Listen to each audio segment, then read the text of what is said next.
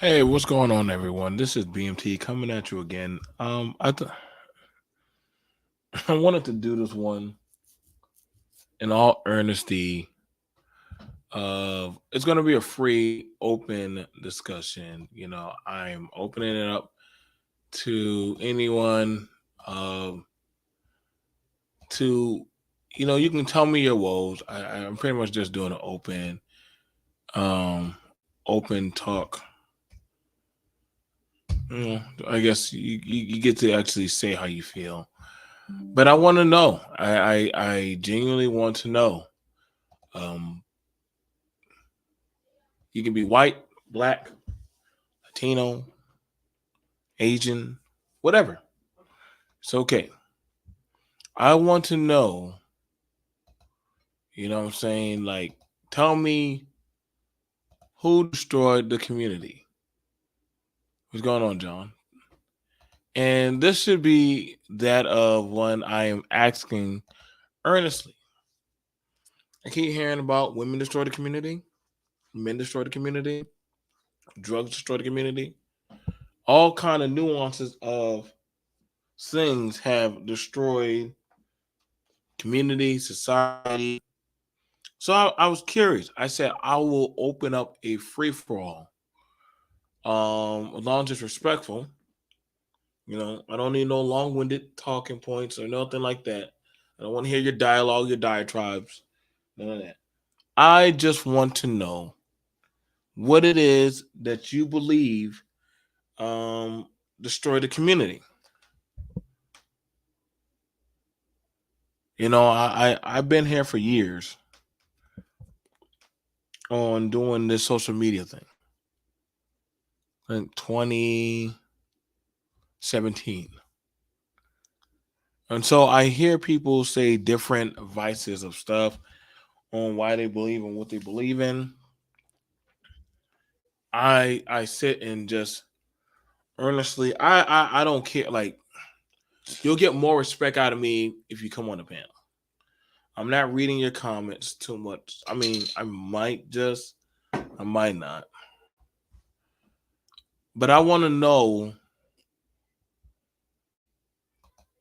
because people have been saying, well, the community is destroyed. And I said, well, if the community is destroyed, then how have you been surviving? How did you thrive?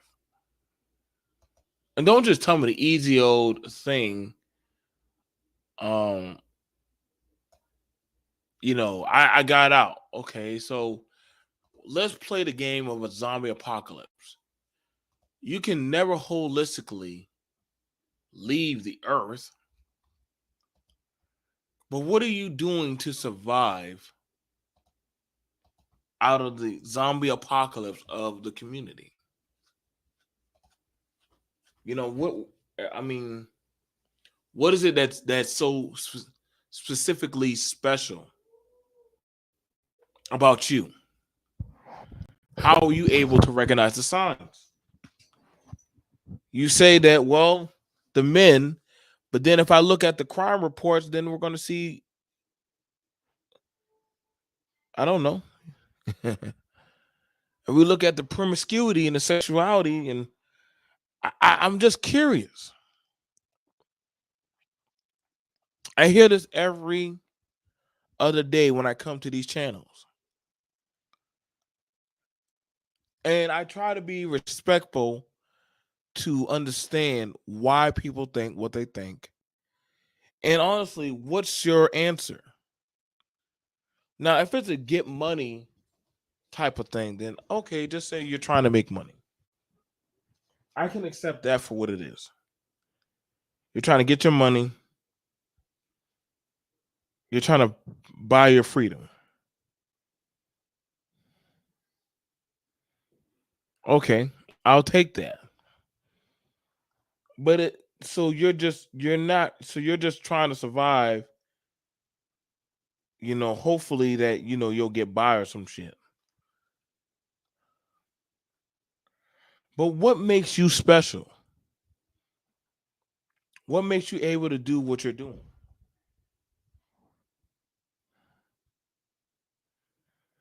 See, I've always had these questions, but I hear this from a lot of people. When they join different talking points, they have different agendas, whatever it is that it is. And I can agree with that, John. And when I hear these talking points from people tell me all these things, and I tell you right now, man, being around or amongst these people, it has been a shining beacon light. The talking points get more and more interesting. And I can't help but wonder, like, what is it that these people do that keeps them either in the predicament or keeps them out of the predicament of the situation?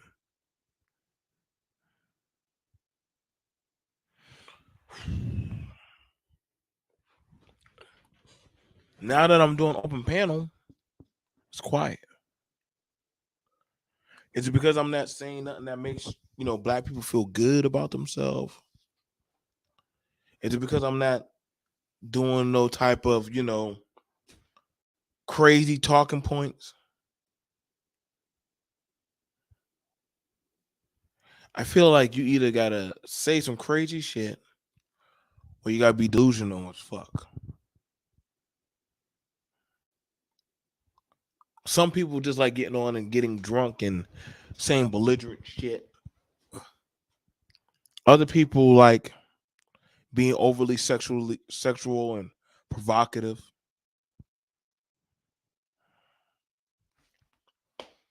You got a bunch of females. You got a bunch of women that like provoking, gossip and they talk like the strippers. But then they'll make demands of men.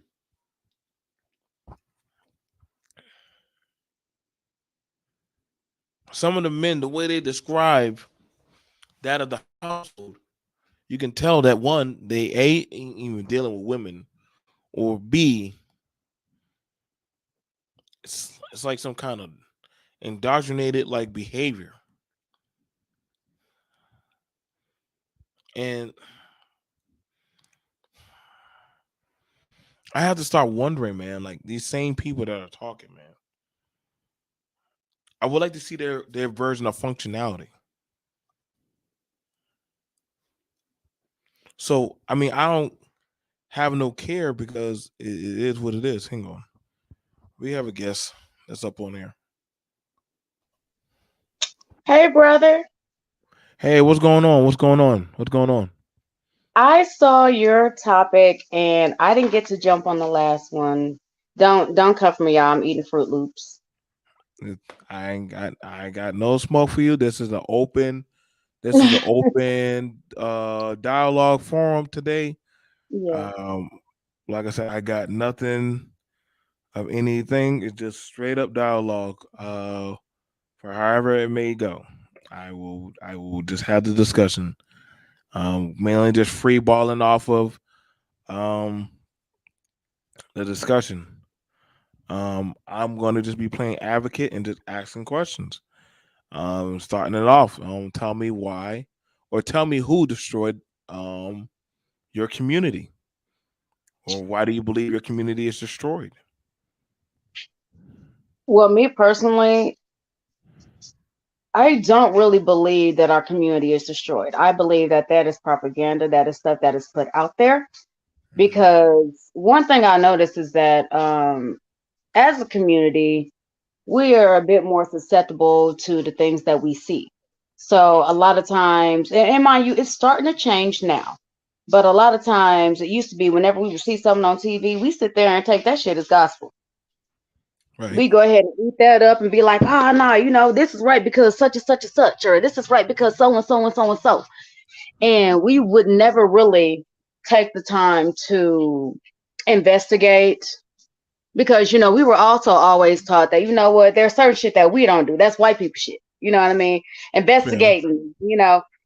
trying to look too deep into stuff. You know what I mean? That's what Mhm. they do. Let them do that. So if some bad shit happen, let that fall on them.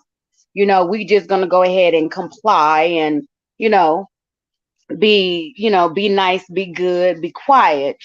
And if we behave, then maybe, just maybe, we won't be bothered. Kind of mentality. Now, like I said, I do believe that it's starting to change. I believe that there's going to be more change that's going to come because, now we're starting to do our own research. We're starting to see things differently for ourselves. We're starting to, not only that, but find like minds. And we're starting to have certain conversations that, one generation ago, shush. You know what I mean? Yeah. People are seen, not heard. Children seen, not heard. We don't talk about certain things. Some of the things I used to hear all the time is whenever I was having conversations or questions about church, you don't question God. Right. Well, I'm not questioning God. I'm just questioning a book. And if I have a question about a book that contradicts itself all the time, aren't I supposed to ask for clarity and understanding? You Right. know, Now we have people that are conspiracy theorists and no, we didn't ask about those things. It's just that's the way it was, or it was like that because mama said so or daddy said so. Fair enough. Things of this nature. So now we're starting to do more research. We're starting to actually start seeing things for what they are, not for what we want them to be. But the main reason that I think a lot of people feel that our communities are broken or our communities are in any kind of damaged state, so to speak, is Mhm. because every single time you look on that TV, every single time you go on social media, it don't matter if it's TikTok, Instagram, Facebook, whatever, you name an app, boom. You have a lot of people that are telling us, your community is broken. You are broken. You are not enough. You have these people that hate you. You have these, you know, you have all of this shit that's telling you. So me personally, I don't think we're broken. Now, do I think that we have expanded and that we do need to come together to be able to have the conversations, to gain the clarity, to come up with a game plan, to be able to improve ourselves yet again? Certainly. But Right. I also believe that the hierarchy, because I don't like to put race on it, y'all, y'all know what I'm talking about. Y'all know who I'm talking about. Okay. Um, they have literally put certain things in place strategically to where, first of all, we can't even have a black community because anywhere that's predominantly black is always sprinkled with white people here and there. So therefore, we can't really have an all black community. Now, I'm not saying that's positive or negative. That's just one of the things I noticed. Do you think honestly? What's Do that? you think do you think racism is not needed or a necessity?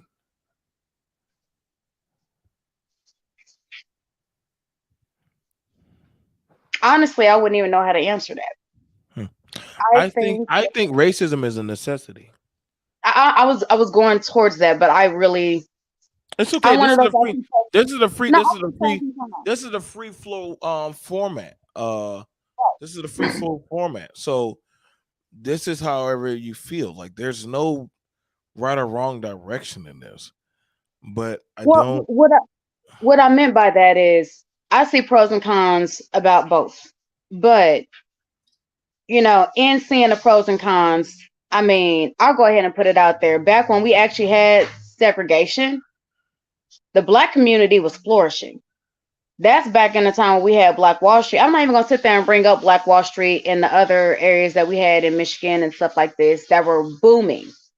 But the family unit was a lot tighter. We didn't have all these, people that are trying to fight for power, who, we didn't have such a, how do I want to put it? We were not so off kilter. Like back then, you didn't hear nobody sitting there and talking about masculine and feminine and what a woman should do and what a man should do. You just knew what you should do. You learned it from, the matriarchs. You learned it from the patriarchs. Even if you had papa, even if your papa was a Rolling Stone. Okay, I'm not gonna sit there and say they wasn't out there.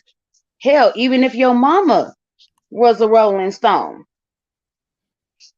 At the end of the day, we were close knit.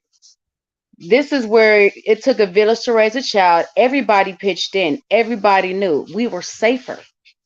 Okay. We were safer. We had a different type of clarity and we had a different type of understanding.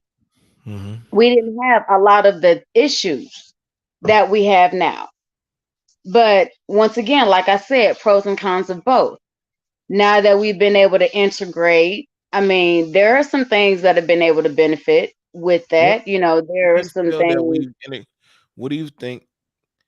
What do you think we benefited out of integration?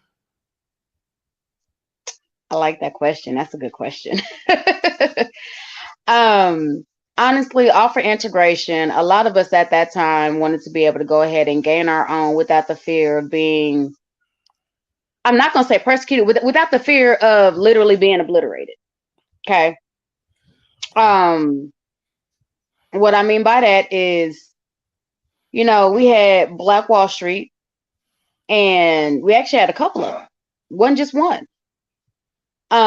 Whenever we had those, there were, we literally got bombed by our own people. Well, if we can consider America our people, y'all know what I mean. We got bombed by the other demographic. Okay. So, whenever we integrated and we were still able to get our piece of the pie, so to speak, we could do it without fear of death in such a way. Or we could do certain things like be able to have our children go to school without being so targeted. So targeted. Not saying we're not targets, Mm-hmm. but we could go without being so targeted. At that time, there was still targets on backs and fronts. Things have changed and adjusted, but we were able to go ahead and get that. We were able to be able to have our piece of the pie to be able to live in what some people consider predominantly good areas, aka white areas. Let's just keep it 100, because black areas were just as good. It was just society was sitting there and telling us that we weren't.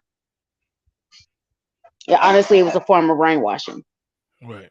Um, but we were able to do that without having to worry about our home being bombed, without having to worry about our if we decide to go ahead and build a business there, or hell, even if we decide to have a patent, we could do that without having to worry about the person carrying the patent dying, us being shot, um just a few things. Now, once again, like I said, things are shifting yet again, things are changing. That was a few of those pros. I'm not gonna lie, there was Now, a bit more let me cons. ask you this question. Then let me ask you this question. Yeah. If that's the case, would you, as a woman, want to go back in that time? If we're talking about the 40s and 50s in a predominantly black area, part of me says yes, part of me says no. Part of me says yes because honestly, You I can think only have one. Stop playing safe. You can't play safe. You can only have one. Either you're going back or you're not. Either you want to go back to that or not. yes, I would go. I would go back happily. Yes. I don't want to go back. I couldn't go back. And I could tell you why. For me, there's nothing back there that I would honestly want to go do or care for. Don't get me wrong. I get the talking point when people say, well, we were together, but was it by choice or was it because of force? There's a difference. There's one thing when you're choosing to work together as a family. It's a thing different when you're choosing to work together as a collective group because nobody else will fuck with you. It's a different thing where you're doing it because you want to do it, because you want to. Like, if it was the case, if that product, if that prototype of success worked so well, right?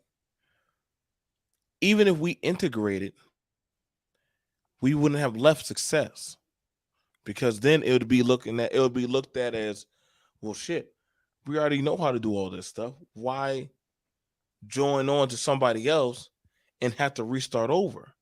That's like, for a good instance, no one can tell you how to run your home better than you. Right. Now, take it that then one day, let's say let's make up a scenario. Exile's mother-in-law or mother says, "Y'all come stay with me. I have a big 20-bedroom house. Mm. Y'all come stay with me." Nah, we gonna have to tough it out right where we at. Well, hold on Nah. now. Hold on. You're moving into a bigger atmosphere. But you understand you're giving up your privacy, your freedoms. It ain't the That's how best, but you're giving it up to move to a bigger, higher platform. Well, Y'all see, still there it be a is right family. there. You're giving up your freedoms. You're giving up your freedoms to sit there and speak on, do as you please, do as you will, and there it is. But you also got to take in consideration back then. Now, when I say back then, I'm talking about anywhere between the 20s to the 50s. But see, Okay. a lot, but see, that's not fair because okay, I feel well, I don't feel we pick and choose like we have a plate in front of us, and you have the liver, the peas, and the mashed potatoes, Hmm. but you don't want to eat the liver. You eat the mashed potatoes. You might eat a little bit of peas, but you don't eat the liver. But you got to eat all of it. It's all on the plate, regardless if you like it or not. You got to eat all of it. I always Mm. interest like if a black man says we had it good back then, I said, well, tell me how good was it for you, Negro? If a black woman says that's when we had real men, then I said, then what were you considered as a woman? You're never going to have full autonomy of power because at some point you're going to give up some. If I go back in the day, would I Mm. still be valued at the same value I am now back in the day? I wouldn't get paid the same. And that's the question. Are you sure? I wouldn't.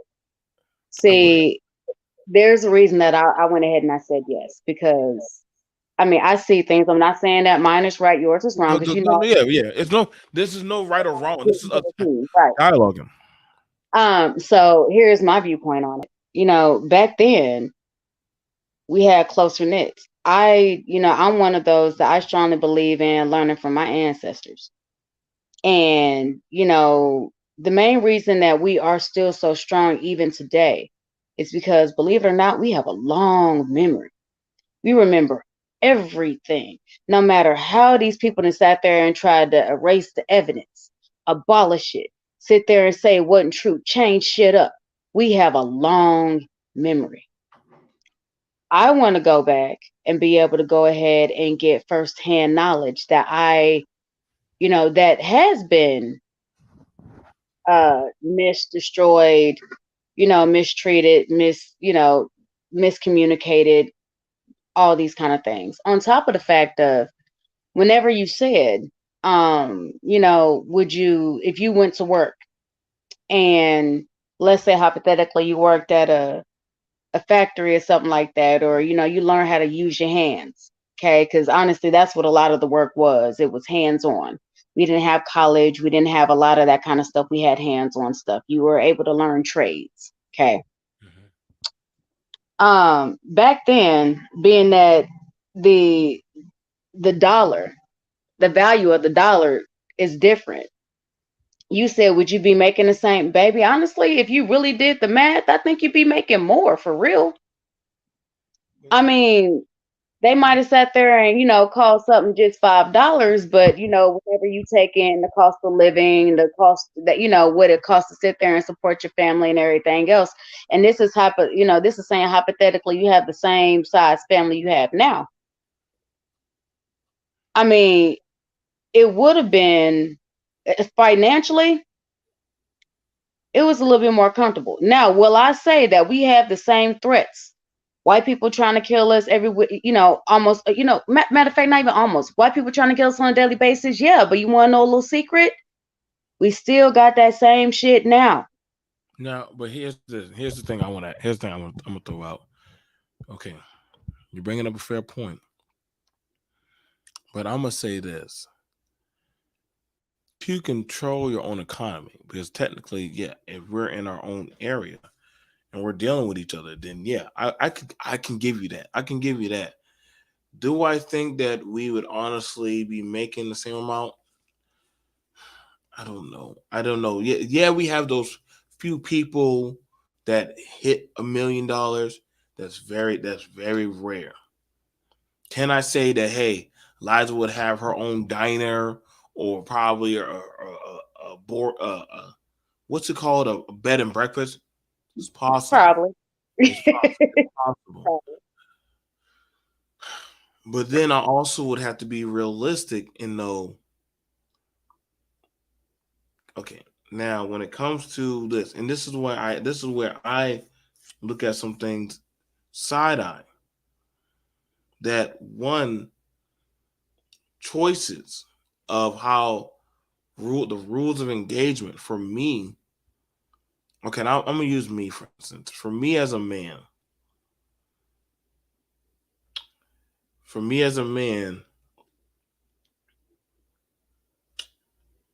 there's no such thing as coincidence of getting married for love.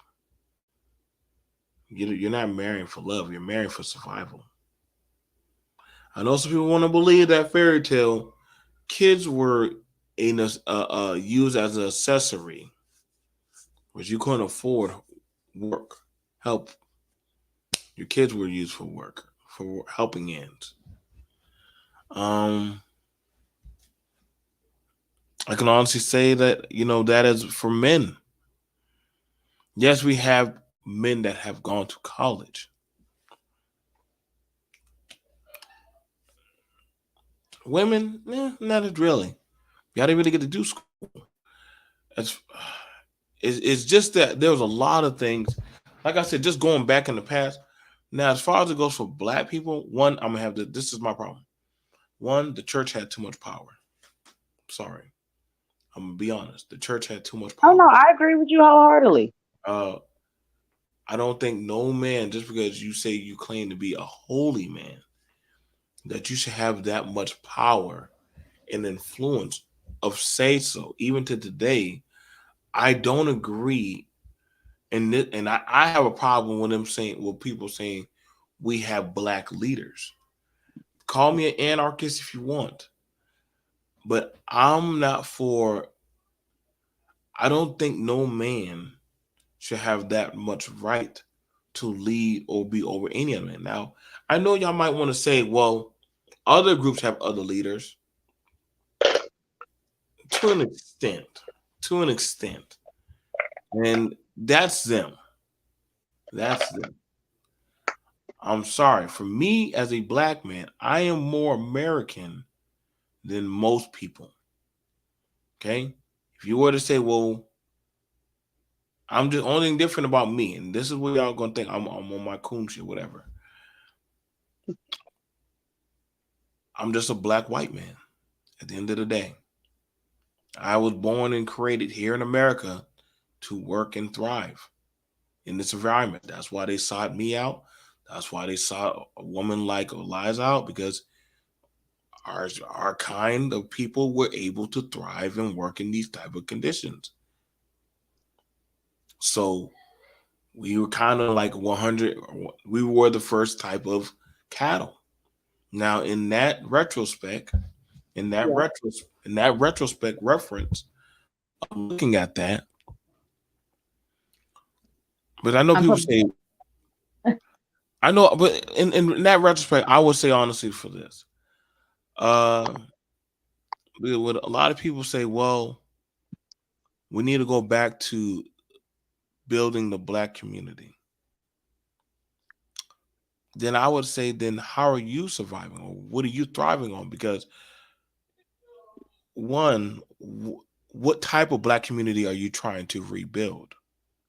Nobody ever asks that question. What type of black community? And I'm gonna tell you why. I don't want to use my glasses. I want to just use my mind for this one. I've heard like whenever conservatives go off to make their type of camps. I'm not sure if you ever heard of them prepper camps or all that other good shit. It never goes right. It goes to shit. It goes to shit. Like the women started getting treated like shit, and the men started fighting for dominance and all X, Y, and Z and shit. Y'all don't believe me? Ask some people who went off, try to go off the grid and do that doomsday prepper shit. And they try to do it as a conglomerate whole. The only thing that keeps men in line is civility and law. It's the only thing. Without law and civility of honoring that of the law code, and this is another thing why I have a problem with that of how law enforcement is. I don't hate police. I hate that of the protection that law enforcement have. I'm gonna be honest. No man should have qualified immunity. Not the I agree. rich, not the guy who wears a shield. I, as a soldier, I should not have qualified immunity.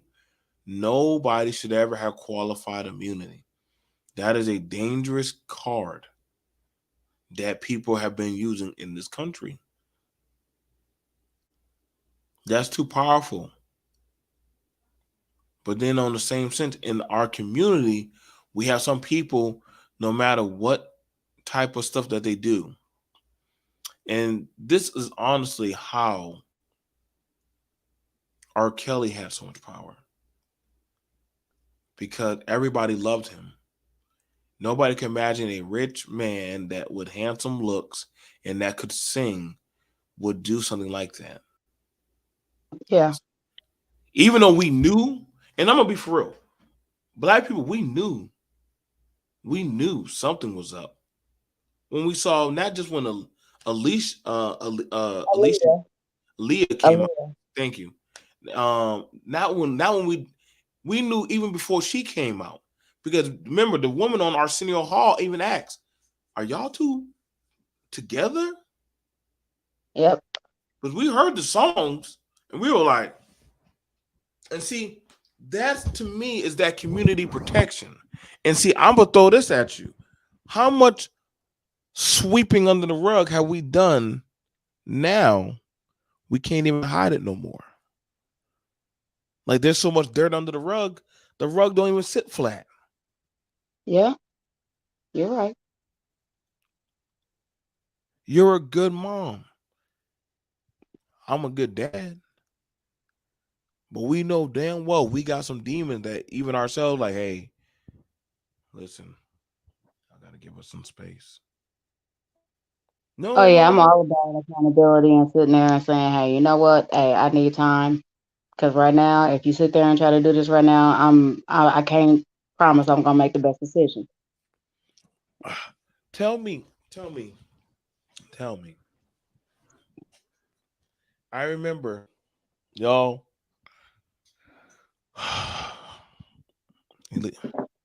Eliza is not.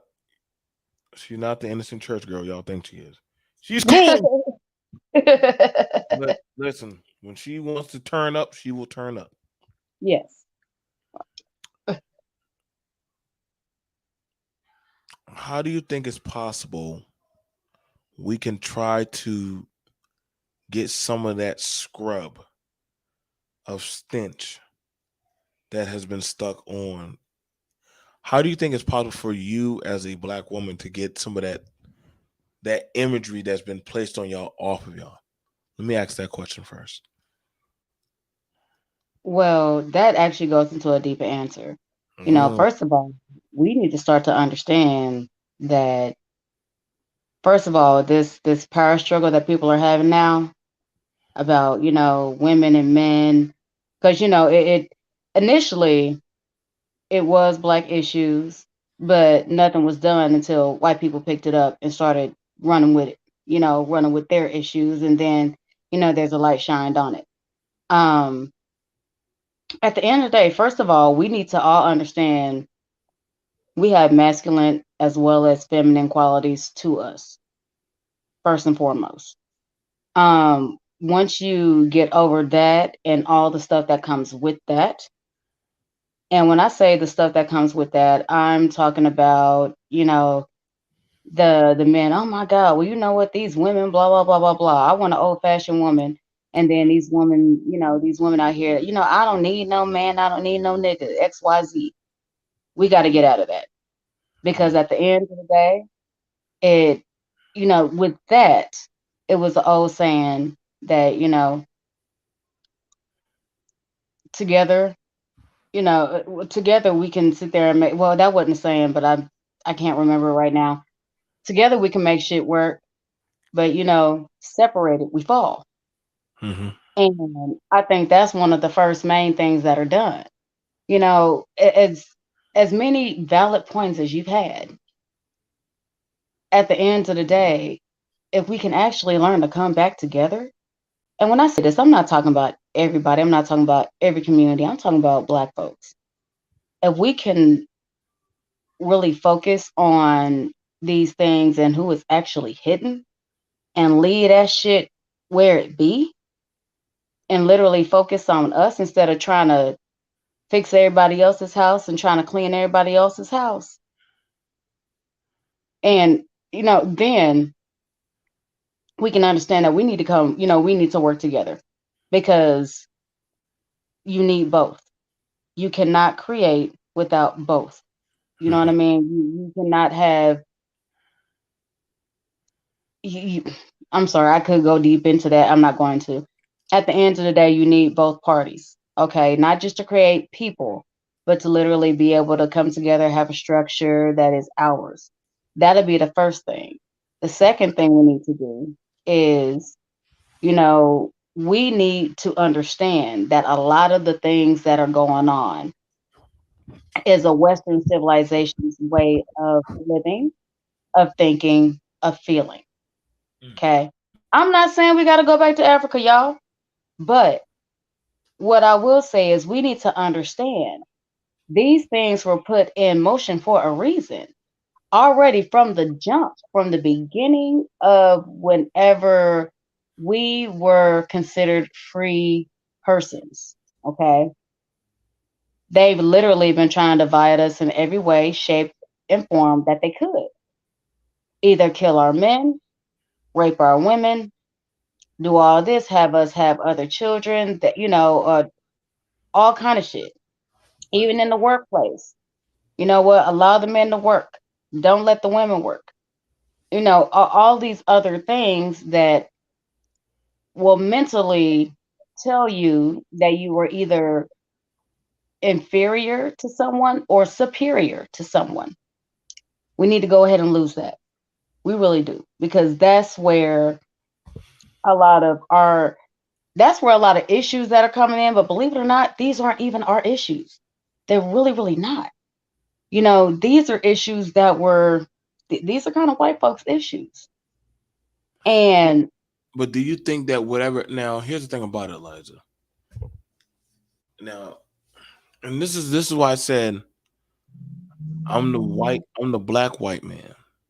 Because if we go, and y'all going to say, well, BMT, why do you think like that? And yeah, do I think diplomatic immunity is dangerous? Yes, it is very dangerous. This is I how agree. that's why a lot of politicians can say and have been able to get away with what they're doing, With and murder, they get away with full murder, and nobody can. figuratively and literally. So And so, yes, so I would honestly, y'all gonna say, well, BMT, you crazy was saying that we're the black white man. Ask an African, does he consider you an African? Ask the Caribbean. Ask anybody that looks like me and Eliza. Do they consider us? Now they may say we look like them. You know what And I they mean? won't even say that. They won't even say that. They'll sit But there and say, "No, y'all not us. they'll No, tell we are African. Y'all American." they'll tell us we're American. Hmm. Now the thing about it is, and this is the thing about it for Black Americans, we have the stepchild syndrome where we don't feel like we have a home. And it sucks and it does suck at some point because it's like, I get it. We talk about, hey, we can go back to Africa. I can't. I can't. In I all can't. honesty, they're not really gonna accept you as one of them over there. They're I, not. I, I mean, y'all can. I get some people do the videos and shit and try to sell it. I can't, man. Like I can't see myself going over there. Maybe some of y'all can go over there. Y'all can go live off of generators and shit or whatever the hell y'all want to live off of and eat okra soup and all that other stuff. I'm not catching malaria. I'm not doing that shit again. Not doing it. Actually, certain parts of Africa are actually beautiful. They're actually better built than a lot of areas that we have over here. Once I again, don't that's know. I know it's not bad. Like I'm not gonna go off of the saved. Like I've been over to the Middle East and I've seen some Africa. I've seen some Africa, but I know my home. Like I felt like walking amongst the Africans, or just walking amongst other diasporas of Black. I didn't feel like a Black American. I just felt like another person amongst other people. However, the way how they looked at me made me understand I was never one of them. hmm Okay, y'all can say, "Oh no, BMT." Okay. Go amongst some Haitians and see if they're going to still speak English around you. When they don't want you to understand what they're saying, they start speaking English real fast and they start speaking French and Creole. hmm Go amongst some Jamaicans. Go amongst any other diaspora that is not African American. This is no hmm any of them. They may sit amongst you, but down to the blood root tip, they don't fuck with you unless they have to deal with you. I'm just letting you know right now. I was told that. I lived up north. I lived in the north, and I lived in the south. I lived around Dominicans. I lived around Puerto Ricans. So I understand, and I don't have no hatred or ill will in my heart. You know what I'm saying? Now, one of the nuances, and one of the nuances I always find interesting when people always say the Black community is very destructive, and I always used to laugh at that. But I was like, well, damn, then shit, all the music I've been listening to, and I listen to a lot of rock music. There, listen, listen. I can show y'all some very anti-government establishment music. Well, look, Corn, Rage Against the Machine, Nine Inch Nails. This is my shit, y'all. I look. He's saying he's the he's the black white guy. I was the token white girl, okay, for the longest time, and I love rocking out. I do. Over there. Like I said, man, like y'all, like that's what I'm saying. Like I just believe our shit is put more out there on Front Street than everything else or everybody else to make other people feel more comfortable. And it is what it is. I get it. I get it. I can speak very articulate well. So can she. We both are business owners. We both have families. We're both very well grounded. We both are believe in having an establishment of men in the household along with women in the household. We don't have no gender. Like me and her are very, very well in sync on a lot of things.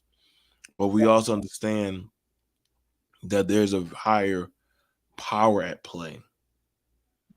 There's a Yes. higher power at play. That's why when I hear people say, well, uh, like tell me, like when I ask about, well, the community destroyed, that's like saying, and I'm gonna use this reference. When people say, well, Krypton is destroyed, and I'm like, well, technically yes, but no. Because so long as Superman is still alive, there's still a Kryptonian. Mm-hmm.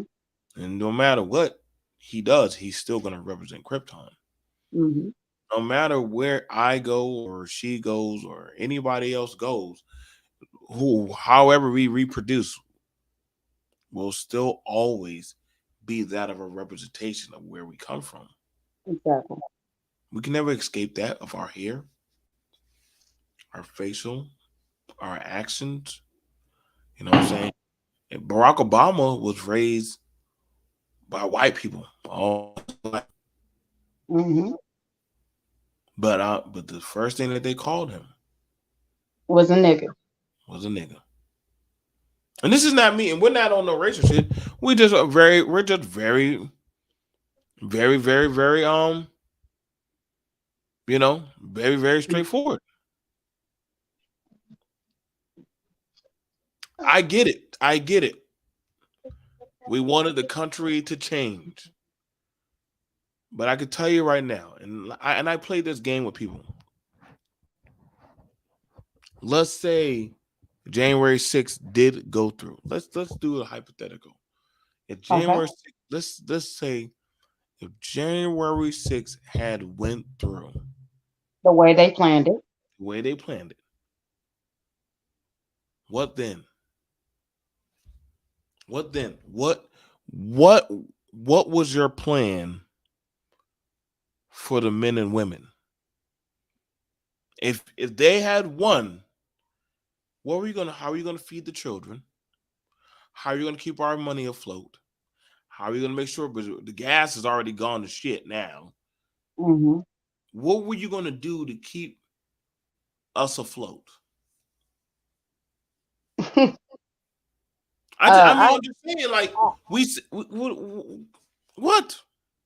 I mean, okay, so I understand what you're saying with that question, but I'm also the reason I sat there and made my sound, and I do apologize if it came off Oh disrespectful. no, go, go, you got it. That whenever I made my sound, I was literally thinking at the end of the day, all they were gonna do is sit there and blame it on the other guy. That's all they were gonna do because for some reason, one thing. Okay, I love America, born raised here. Honestly, if I had a choice, wouldn't be anything else because I don't know anything else. Okay, so I can't say if I would or if I wouldn't be somewhere else. First of all, secondly, one thing that we do and we do well is that we are bullies. We will bully our own people. Okay, and even with bullying our own, that tells you, if we got a band together, then we gonna go ham on somebody else. So if shit went to, if stuff went to shit, the first thing they would have done is sat there and blamed the other person. They wouldn't have sat there and you know, thought that deeply into it. That's one of the things my mother used to sit there and tell me: before you make an action, think it through thoroughly.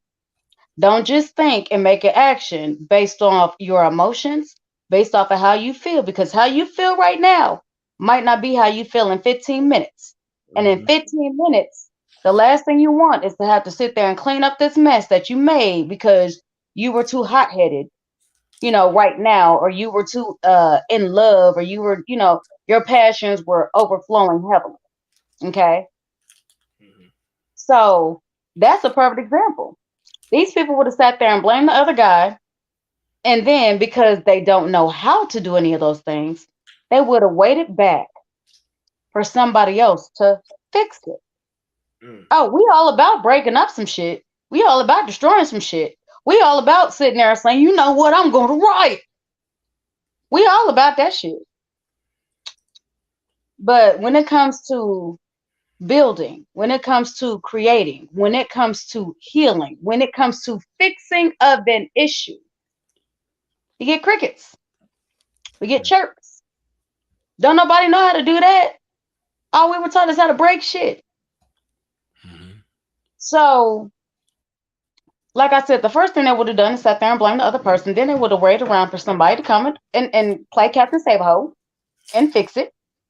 And then after that, and they saw that there was no relief coming, then, we would have had people that were, building these camps, working together, trying to get the stuff out there. Now, mind you, while we're doing all this, there's still a shit ton of people that are not getting any help, that are going unnoticed, unseen, that are not getting any help, that are not, you know what I mean? So we still would have been, hypothetically, had things gone the way as planned,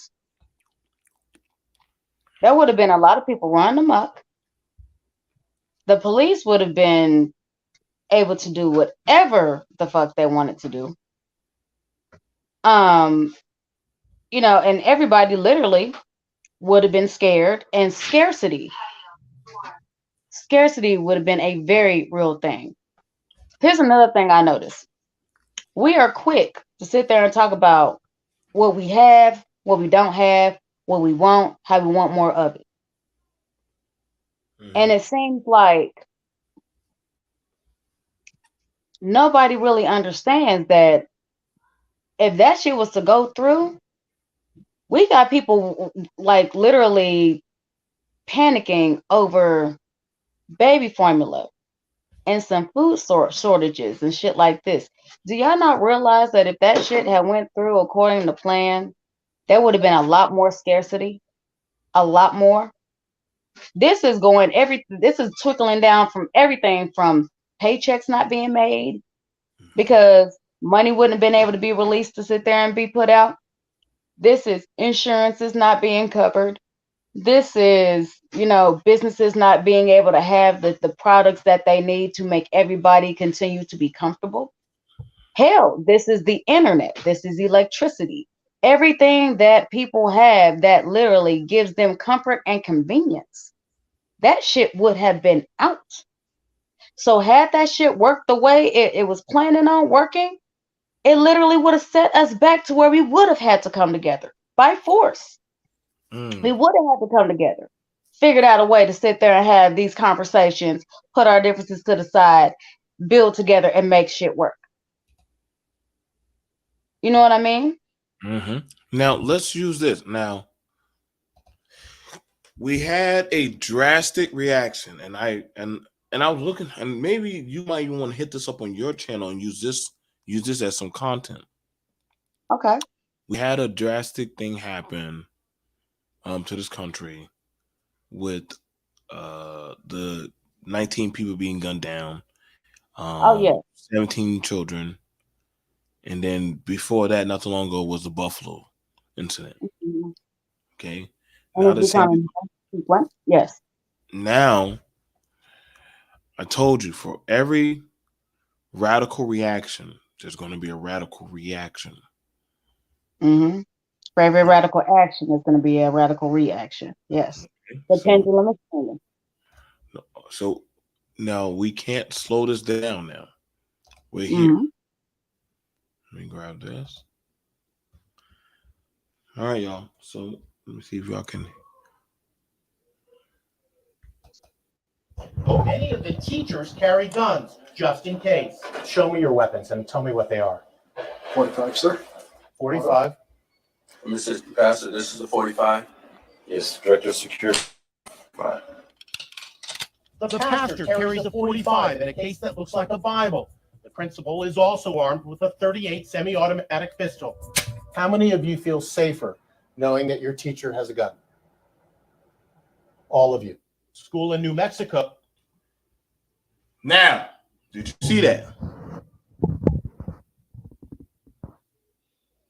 Did you see that? Sorry, my son was talking to me. Yes, I saw it. Yeah, you can have some, baby. Now, we're here now. We're here now. This is America is now changing. Now that's New Mexico. Now in New Mexico,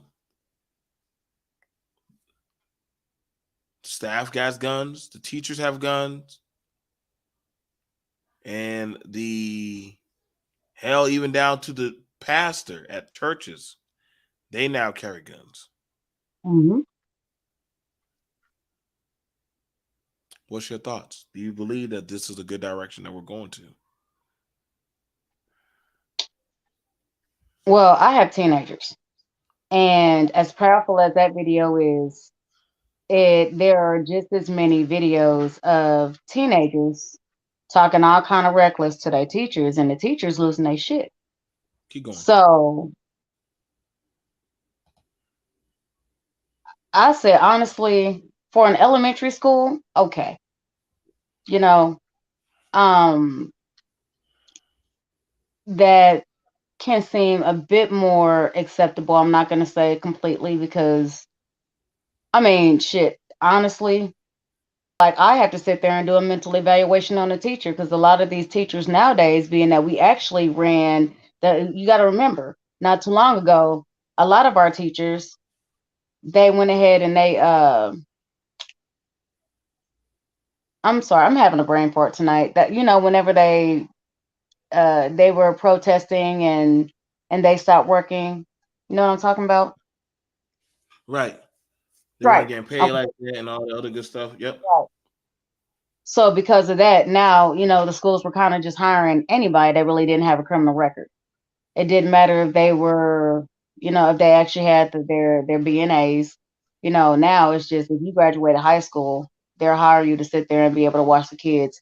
But my thing is this: it takes a certain kind of person to be able to be in a classroom full of, you know, 20, 30 children, random ages, random walks of life, random raising. Okay. For me, you know, to be able to handle that. And then I feel like, me personally, they need to have a psychological evaluation before I would feel comfortable with them having a gun, you know, in the school because my kids ask questions because I don't lie to my kids. Now, granted, I will try to put it delicately, but if I can't put it delicately, I will tell them directly how it is.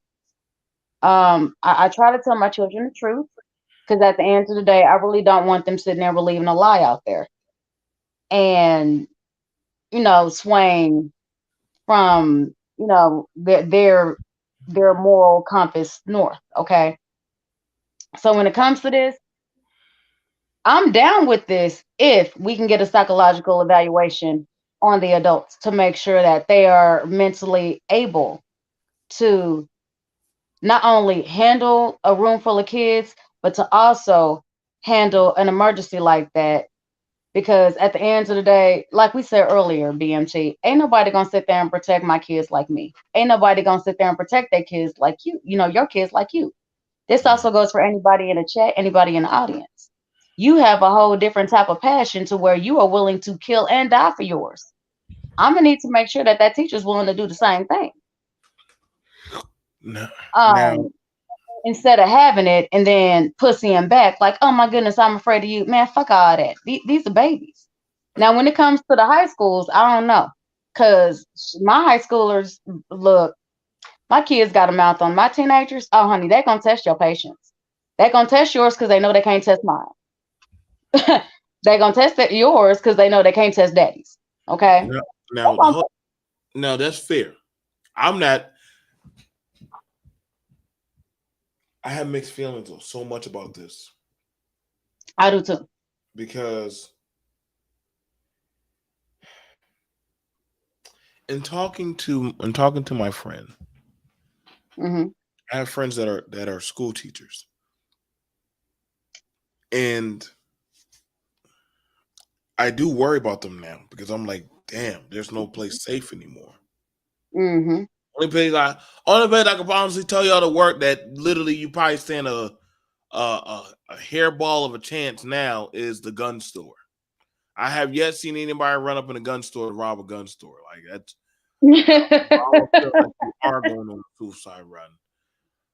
Because you're literally going up in the store where they that's all they do. I haven't seen anybody rob a gun store or sit there and try to hold up a police department with cops in it. I've never seen nobody ever try that. They like this is like and see, the reason why I have strong feelings about the teachers getting guns, because dealing with people at that type of high frequency, Mm-hmm. like we know, very stressful jobs. I Mm-hmm. forgot, but I do know the teachers up there. The teachers highly up there, and now you're being told that you have to have discipline with that of a firearm. When you're going to have kids get up in your face and try you, Mm-hmm. you're going to have people say things, parents say things to you and threaten you. Can I add something to that? Mm-hmm.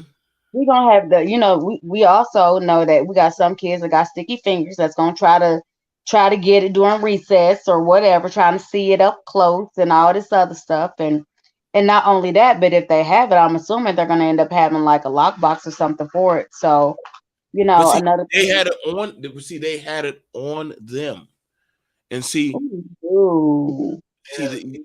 no, watch the video again. Here, I'll play the video again.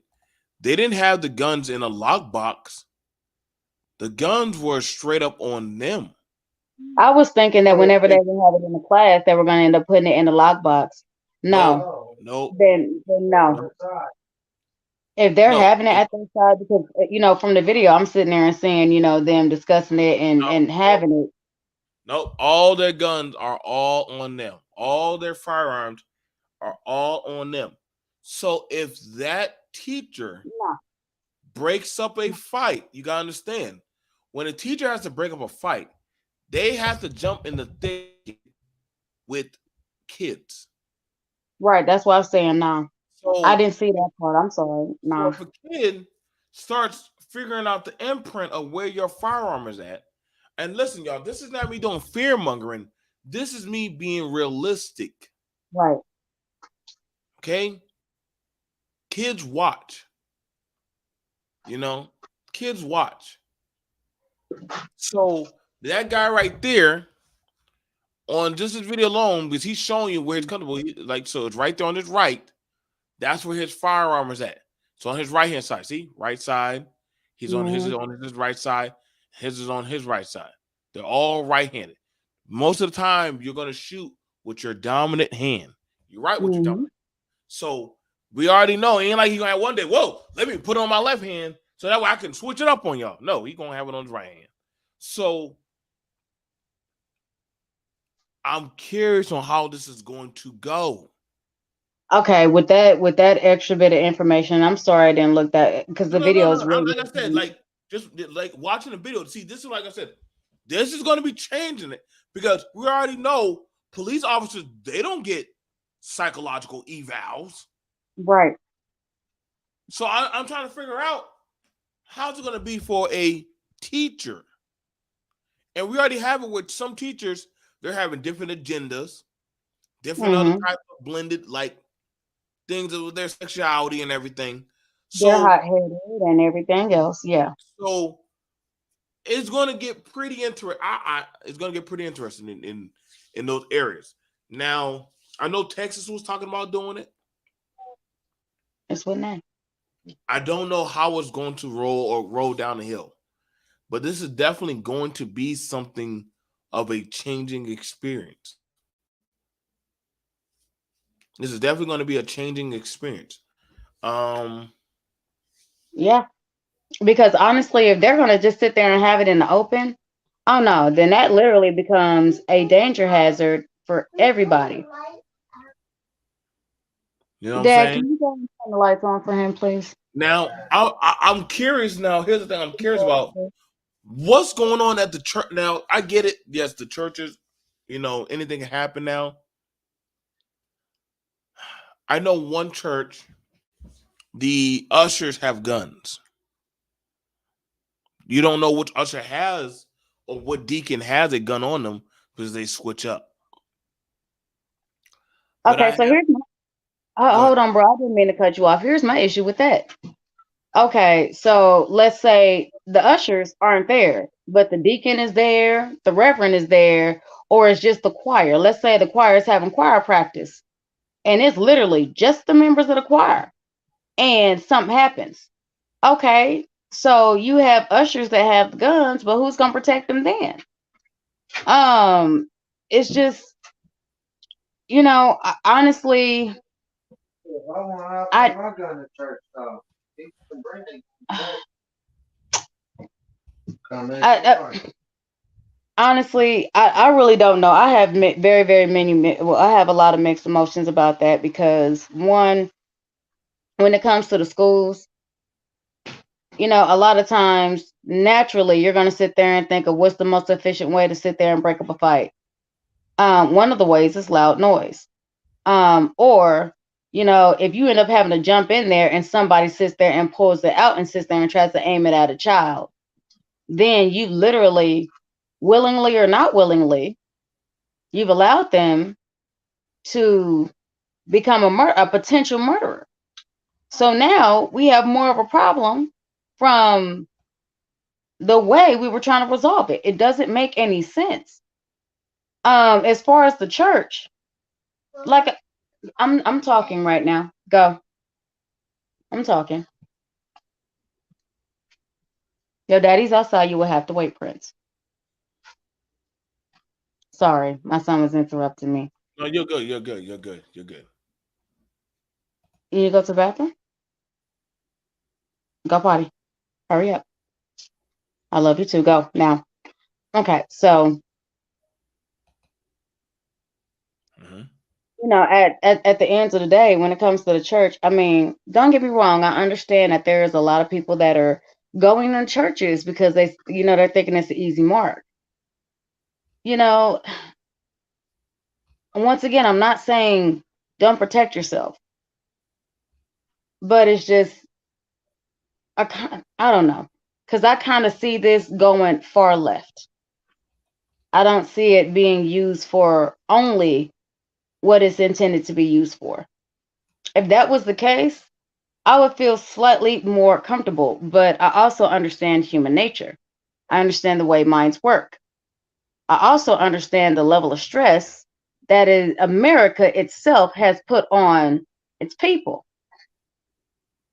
It's citizens, it's slaves, it's whatever you want to call it, because anybody that's a citizen is a slave. So I see the amount of stress and the amount of anxiety that people are going through. And the last thing you want to do is put a loaded weapon into their hands. So I got mixed emotions about it all. I really do.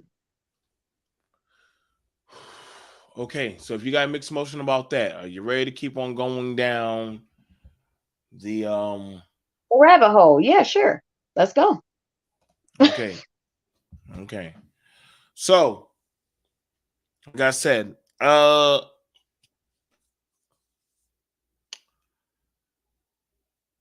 so how do you feel about how would you feel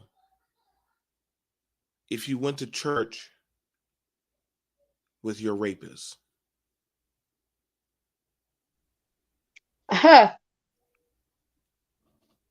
Once again, the BMT, we've already discussed that I'm a firecracker. And as no, I'm about to say, and as a firecracker, I pop whenever I need to pop off, I pop off anywhere. I don't care where I'm at. Okay, one thing about me, y'all, I popped off at my mother's funeral because there was an old man that I didn't know that had so much to laugh about and was kiki and kakaing, and I went over there and I slapped the dog shit out of him. So baby, if I go up there with my rapist, oh honey, I got a whole knife with his name on it, and we're gonna get up close and personal, and I'm gonna write my name in that ass. I'm sorry.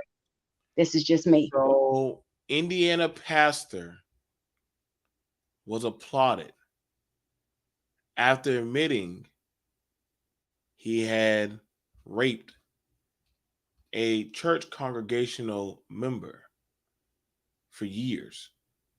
The Come church, again? So repeat the that slow so I can make sure I heard what I heard. pastor of a church was Uh-huh. embraced was embraced, Uh-huh. even after the Confess. the girl right there, she confronted him. She confronted him. And then what happened was the pastor was applauded as he stepped down. So, in other words, not he chose to step down, but they supported him. He had Did they been. Hmm? did they support him stepping down and getting the fuck out the church? Or No, did no, they no, no, no, support? no. He chose to do that. No, he chose to do that. Okay, continue. He was truly a strong man because he chose, even after he did what he did to the girl for years, he chose to be a man of God and step down. Oh, that's what qualified him as a man of God, was it? Oh, Huh? okay. What do you mean?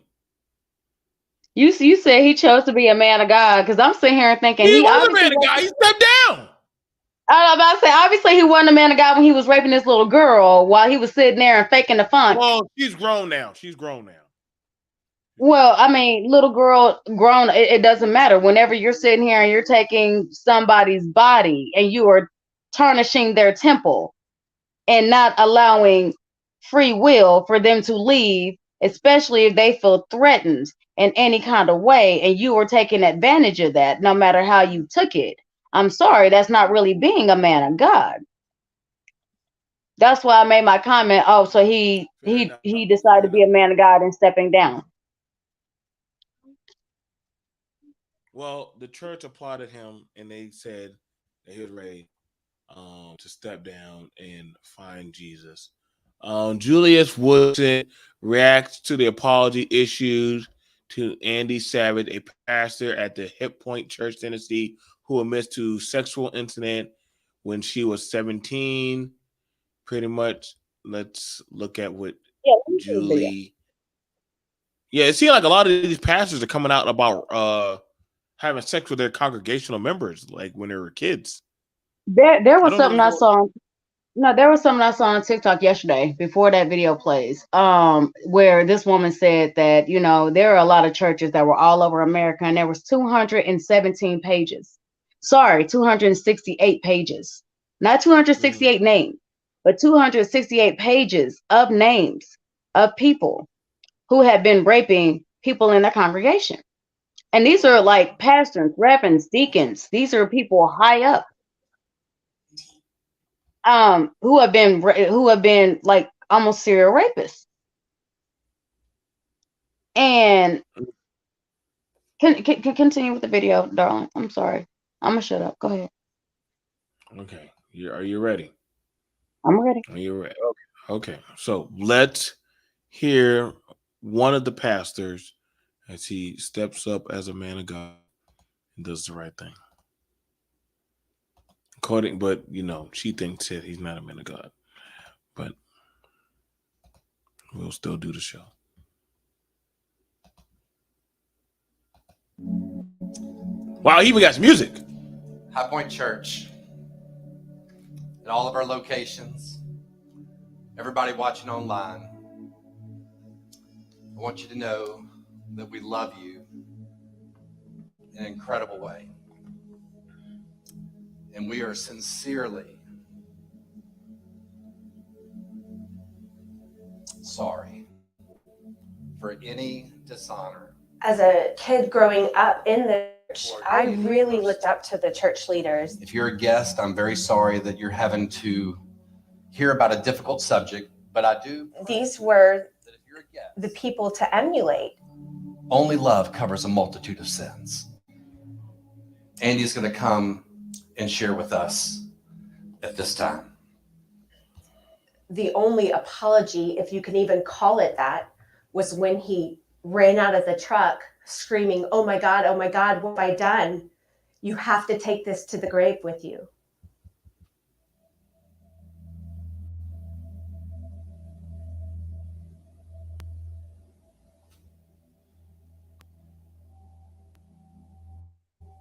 He will not face Criminal charges. Right. I tell you, man, these pastors got some type of immunity from God Himself. I know that I should be laughing, but I'm looking at the synagogue. I told you, man, the church got too much power, man. Like these things that are set up. I feel for her.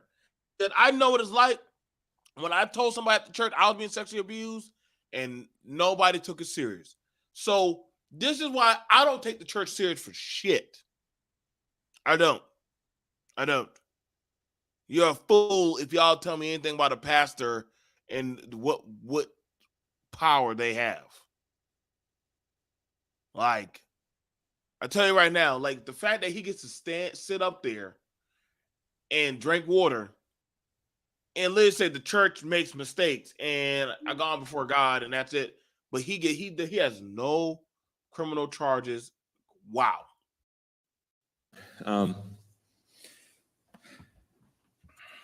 Forgive me that I'm going to read something to you. That is not my normal flow. I called my mom and asked her if it was okay if Andy gave me a ride home, and she said yes. I want to read this partly to make sure I say what I intended to say and also to help me get through what I need to say. He passed the turn to go to my house, and I honestly thought we were going to TCBY to get frozen yogurt. I don't want reading this to minimize anything. I've never wanted to minimize anything about it. Hold on. If you already know that you have committed a crime, I don't care if you want to or not. You no longer have that permission. You no longer have the right to sit there and dictate how anybody takes this shit. But I'm just gonna sit there and say, first of all, Speaking from his heart. He's speaking from his heart, Eliza. I know. I'm just like, first of all, if you sit there and tell me I'm gonna read you something that is not my normal flow, I don't want you to take XYZ as blah blah blah. That's already ding ding ding, red flag. This about to be some shit. Yeah, you already know. I said, man, he already getting ready to say something. Whoa. Listen, they must know some people because they already say, listen, man, like, hey, the fact that if her parents are still going to that church, they a fool. A dark dirt road off the main road. As a college student on staff at a church in Texas more than 20 years ago, I just remember him unzipping his pants and asking me if I would suck his dick, if I would give him a blowjob. Wow. I regretfully had a sexual incident with a female high school senior in the church. I looked up to him. I trusted him. Oh, man. So when he asked me to do that, I thought, this must mean he loves me. Like, this is a man of God I look up to. I apologized That's a man. and sought forgiveness from her parents, her discipleship group, the church staff, and the church leadership. What happened was a crime. This is not something that the church should handle internally. Yeah, I agree. I with remember you on that asking, well, what's going to happen now? And they just said that the church would handle it. Andy Savage was still teaching. In agreement with wise counsel, I took every step to respond in a biblical way. And wait, I'm just aching inside because He was already handled by the church council, Eliza. So if that happened, that is not for the law to handle. That is for the church council. That's how I know, dude. Like I said, man, like these laws, dude, be crazy. Hold on, bro. I'm listening to everything. I don't make these things up. I just report. I know. Hold on, because I'm gonna have you sit there and play the rest of it in a moment. Did you hear the apology? He gave it to God. He gave it to Hold God. on. Hold on. He apologized to not unless they agreed to not state her name, which that could have been a potential agreement. Okay. I mean, I'm going out on the limb and saying is that because honestly, I'm pretty sure that she ain't saying shit to him. So I don't know who could have made the agreement, but going on the limb. I would not be quiet if I was her. I would not be quiet. I would make all kind of noise. I would go right up on that pulpit Right. and sit right there on that. Sit right there on the first on the Boy, big. look, I would be the look, I would be the devil. I would hunt him. Hey, we on the same I boat. would I'll be the devil throughout that whole. Hey, boy, I I'm like, mean, hey, let come on, do what you was talking about when boy. you said in that truck. Hey, And then hold on, and then he sat there and apologized to everybody else. He sat there and said their names, their organizations, their placements in the church. He wasn't But- directly thinking he said the church is the church. We're apologizing. Hold on. He was sitting there saying the youth group, the this, that, the blah, blah, blah. But when it came to her, just sat there and said that she was a college student. Yeah, Bruh. No, At no, the end, she was a senior still in school. yeah, she was a baby. I don't care how people see it. I don't give a fuck if you're a middle schooler, senior, elementary, fucking college student. It don't fucking matter. At the end of the day, literally, when you use a position of power to exchange, any kind of physical, this is not exchanging currency for services rendered, okay? This is literally when you're using any type of position of power to sit there and trying to exchange any type of sexual acts. Bruh, you know what? It's not my place to sit there and try to judge this man and say he needs to go to hell. All I would say is I couldn't have hold on. All I'm gonna say is I couldn't have been at that church because I sure would have set him on fire and gave him a fucking pre-taste. I can't say he going to hell, y'all, but I can say gasoline, it moved like water. And it ain't shit but the fucking flick of match. I don't know. Whenever look, I'm somewhat of a violent person. I'm okay with that. I have sat there and done my healing about that. I am okay with being a violent person when I need to be. Baby, if there was never a time in your life, I would have killed that pastor. Boy, look, I would have killed him and set that whole. I would have killed him and set that whole church aflame. Y'all could have judged me. BMT would have just had to take that. Would have had to take that L happily. Do you hear me? So, like I said, like it would have to. Now this is the video I have to go. I'm gonna have to go do a commentary on this one, but I'm gonna do it tonight also. But I'm gonna also do it tomorrow. I'm gonna have to do both of them. Okay. It's crazy. This video Go right ahead, here. finish the video, honey. I'm sorry. I interrupted. I'm gonna have to record this one video. This one video is crazy. This one video, actually, the church has been trying to get this one pulled down. So I have then to. Yes, record that and save that shit before they're able to get it pulled down. Now, this is the one. Shout out to the people. You know who you are. You got it to me. This is the crazy one. And listen, they said, watch, listen. This is the truth. This is what the church stopped streaming for their live video. Okay. This is my family. Okay. Okay. He's longing to see that you come to the saving knowledge of Christ. Would you hold your hand up so we could at least pray with you, pray for you? If you're not sure that you know Jesus Christ as your Savior, I won't take long on this. We have some other things we need to do. Thank you. Praise God. Thank you. Okay, we got somebody that wants to receive Jesus this morning, so will we all pray with them, support them? So let's all pray this prayer together. Say, Dear Lord Jesus, I believe with all my heart. Cleanse me. Forgive me. And help me, Holy Spirit. Now, somebody's recording this. John Lowe. And I'm the doctrine. It was nearly 20 years ago. It continued far too long. It involved one person, and there's been no other, nor any other situations of unbecoming conduct. He's admitting to the church how he was raping a girl for years. For for the last 20 years. I will not use the Bible to defend, protect, or deflect my past sin. I have no defense. I committed the adultery. To say it plainly, I didn't make a mistake. I didn't have an issue. I didn't have an affair. I didn't make a misjudgment. I sinned. I need to say that, and you deserve to hear it. I have been asked, why did I wait so long to deal with it? Why hide it all these years? The answer? There is no good answer.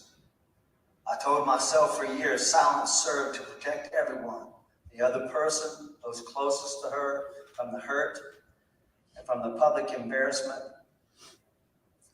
And I'd like to think that was true. But the truth is that silence was to protect myself as well. While applying church discipline for sexual failure, for repentance, confession, and restoration, I myself had not been disciplined for sexual misconduct. I will not use the Bible to defend myself. Where's the girl at? God dang it. He's trying to hide the girl. That's not, hang on. Let me go grab this girl because I got to go. Listen, man, these churches are getting good at covering up. But this is the Indiana pastor apologizes to church for adultery. Woman takes microphone to say he raped her when she was 16. Now, let me see. Can I find, because literally this is a 16-year-old girl got done in by the pastor. Nobody in the church holistically wanted to get at him. He's long. Hold on, let me see. This floor.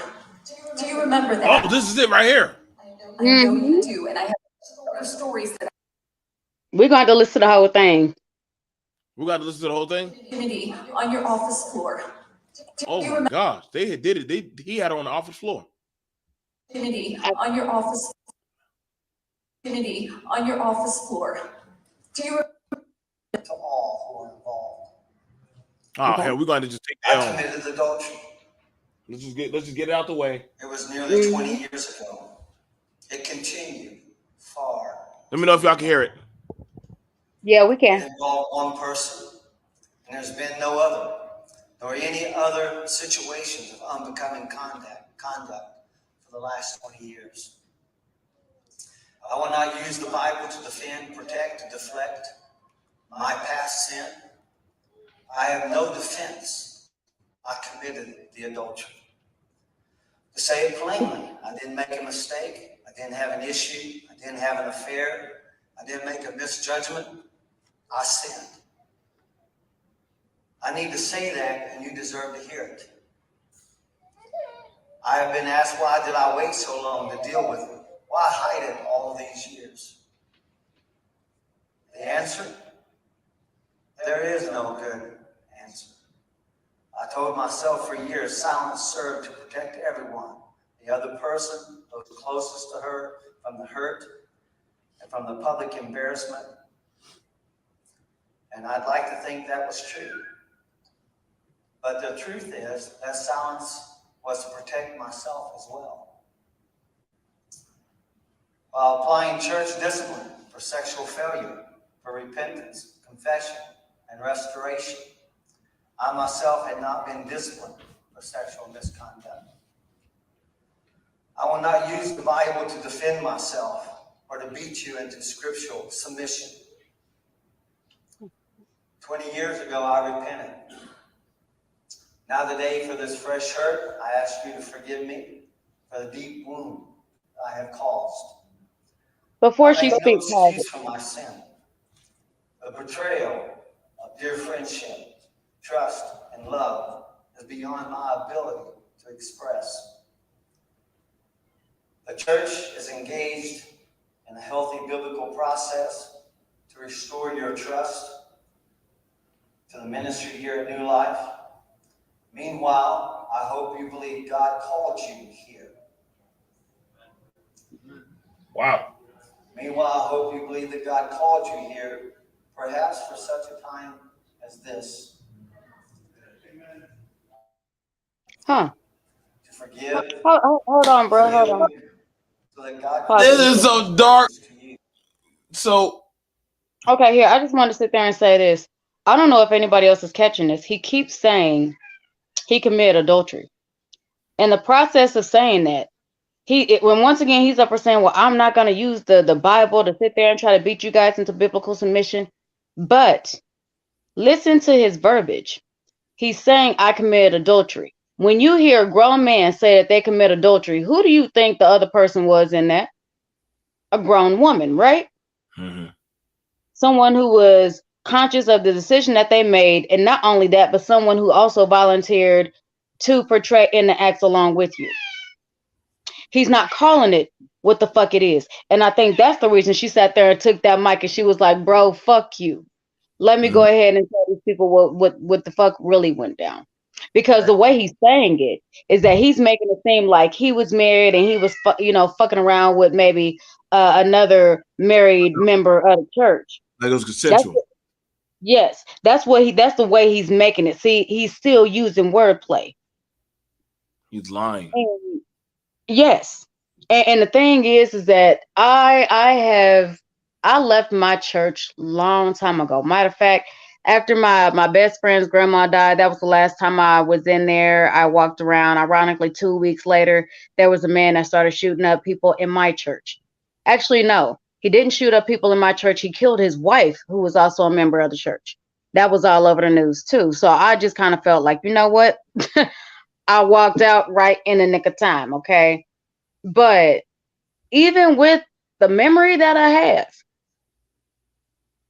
the little bit of memory that I have now, and he keeps sitting there saying, I'm not going to use the Bible, I'm not going to use the Bible to justify this. What I was doing is I was keeping silent. And what it sounded like is that she sat there and checked this motherfucker. Because for real, if you'd been silent this long, what would have happened that was so disturbing to your soul that it forced you to come up and finally give a confession after 20 years? It wasn't his choice. She sat there and said, you're going to do something, or I'm going to sit there and let everybody know your little secret. Because mind you, if it's been 20 years quiet, he wasn't the only one that was quiet. I mean, she was too.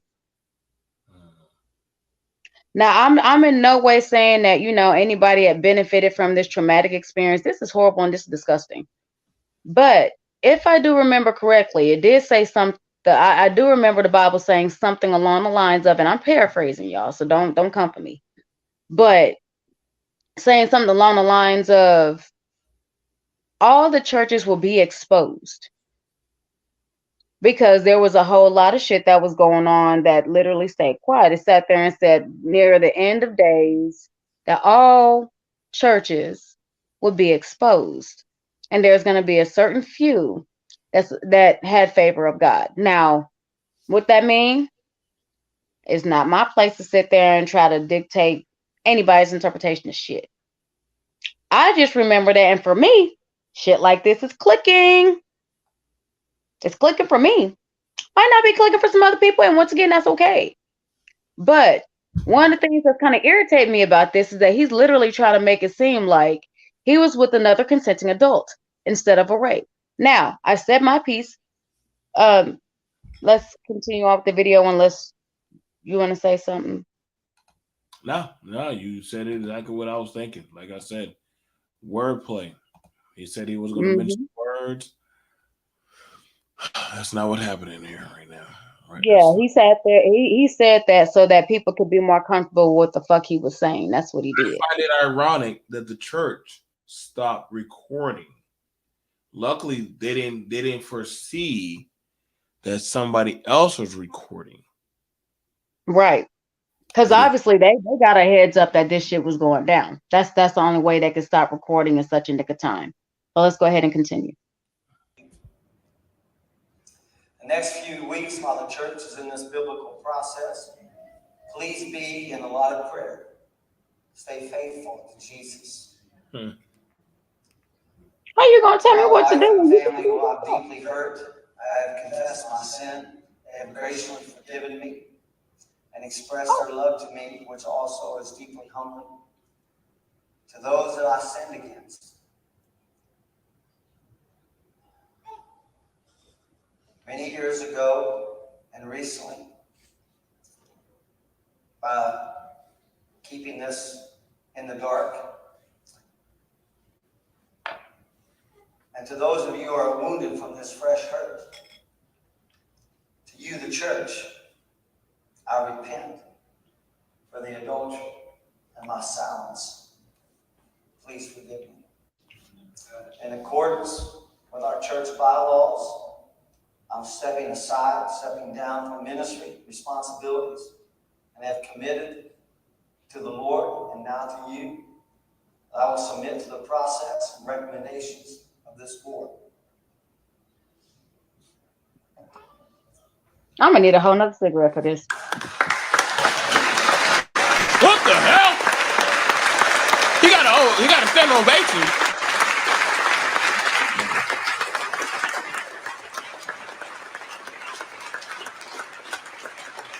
I need a drink for this. If you You love know us, I please don't let drink, us right? talk.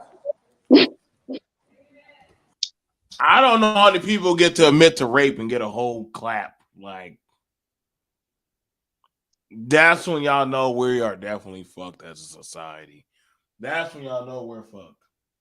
When they are clapping like that, told you, man, these places are deep. I'm waiting for her to come up here and just literally spill all the beans because, like I said, Let's continue. Let's continue. For 27 years, I lived in a prison. Well, she got up there real quick. Oh, that was her. And it was not 20 years. Oh, 27. I lived in a prison of lies and shame. Lying to protect the Lowe family. For years, I thought I was a horrible person having suicidal thoughts, not realizing what had been truly done to me.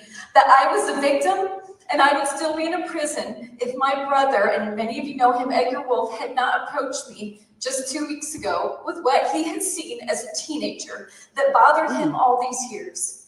His pastor in bed with his younger sister, a t-shirt and underwear on. People knew but were too afraid to come forward, and they have now. The lies and the manipulation have to stop. I was a prisoner and you kept me in your prison. I'm a prisoner no longer. I was just 16 when you took my virginity on your office floor. Do you remember that? Crap. I know you do, and I have plenty of other stories that I could bring to remembrance.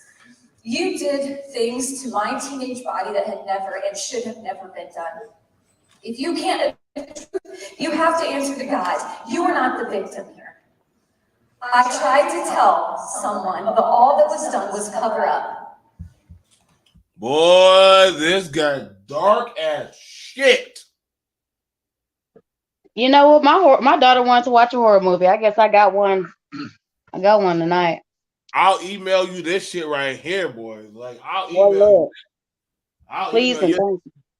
Boy, this is some dark shit right here. Shit. Keep going. She putting that motherfucker on blast. She's No one taking ever her. came to me. No one ever helped me. No one ever got me counseling. I have wanted to talk to somebody all of these years and never. You have somebody that you talk to. I never have. The church deserves to know the truth. This church has been built on lies, but no more. They're trying to get the mic from her. The lies need to stop. I could give story after story after story to what you did to me. Michael, your dad is not the victim here. A partial truth is not true. If I would have gotten counseling, your dad would be in prison. Tell him. It might not be the way, but every time you covered up for Russ Spangle, my best friend was my age when your associate pastor. Wait a second. There's somebody stepping up to her because she's telling. Wow. If I would have gotten counseling, your dad would be in prison. It might not be the way, but every time You covered up for Russ Spangle. My best friend was my age when your associate pastor was molesting his 2 daughters. What? Oh, Jesus Christ! So that's Who in 4. the church? Who in the church was safe? And you know that. You sent him to be a pastor in another. You can call Melanie right now, and Cassie, her sister. They sat down with you. You sent Melanie away. Don't look at me like that. You know the truth. I know, but you can tell the truth because this is a lie. I will let you know what. You know better than it was. Listen, my wife is not just adultery, it's another level when it's a teenager. And I will not let this man talk about my wife like that. It happened for 9 years. When she was 15, 16, the sexual grooming started. And it lasted until she met me and we started dating. This is the truth. And that's all we're gonna say, except just that's it. We have numbers. You can talk to my brother. That's fine. This necklace was Bobby's. It was given to her by Joe II and possibly other people in the office. They might have received necklaces too as like a ministry gift. I'm not trying to stretch the truth here, but it was in our house and I'm giving it back. This was Bobby's covenant of purity ring, which she wore while this man had sex with her, and she felt ashamed all these years wearing a covenant of purity ring. She felt unashamed and guilt. See, that's a man. We are working through love and forgiveness. That's a man. That's a We're man. working through it. I would have probably beat the fuck out of that pastor. And they can't just bamboozle people and just say, well, I just committed adultery. It was far beyond adultery. So here's the covenant of purity ring back. I don't want it in my home. Say it. We're done. Ooh, mic drop. Go ahead. I don't know how they're gonna have church after that, boy. I listen. Oh, honey, they was having church. You ain't heard? She was preaching, baby. Listen, They was having church.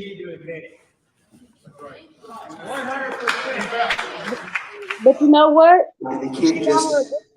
That helped her heal through all that shit. That gave her a safe space to sit there and be vulnerable and tell the truth. That's what I'm talking about whenever I'm sitting there and trying to tell some of these men. Y'all have to, and y'all have to do this because there's a whole lot of, a man supposedly don't want a damaged woman. But when they come to you, if you can sit there and be vulnerable and allow her to feel comfortable enough to sit there and tell and to trust you enough to sit there and tell her trauma, and then knowing that you gonna back her up, oh, that's some shit right there. I know she got some demons, boy. I know she dealing with some demons right now, boy. Like that shit right there. Damn, this girl was naming other little girls who got God damn, boy. They must have got a whole ministry line of these damn things. You can't just bamboozle. And like he said, you're not gonna sit there and bamboozle people and sit there and call it adultery. It wasn't adultery. It was rape. He said, you ain't gonna lie to my wife. You ain't gonna say that shit was. He said, "Now she was ain't no." That's why I be trying to tell y'all crazy fools. Ain't no way no teenager can consent. A teenager can't consent. Teenager cannot consent. There is a reason that the age of consent is 18. And honestly, if I can have my opinion on that, the age of consent shouldn't even be 18. It should be 25 because that's when the brain is actually fully developed so to where they can sit there and make the best choices.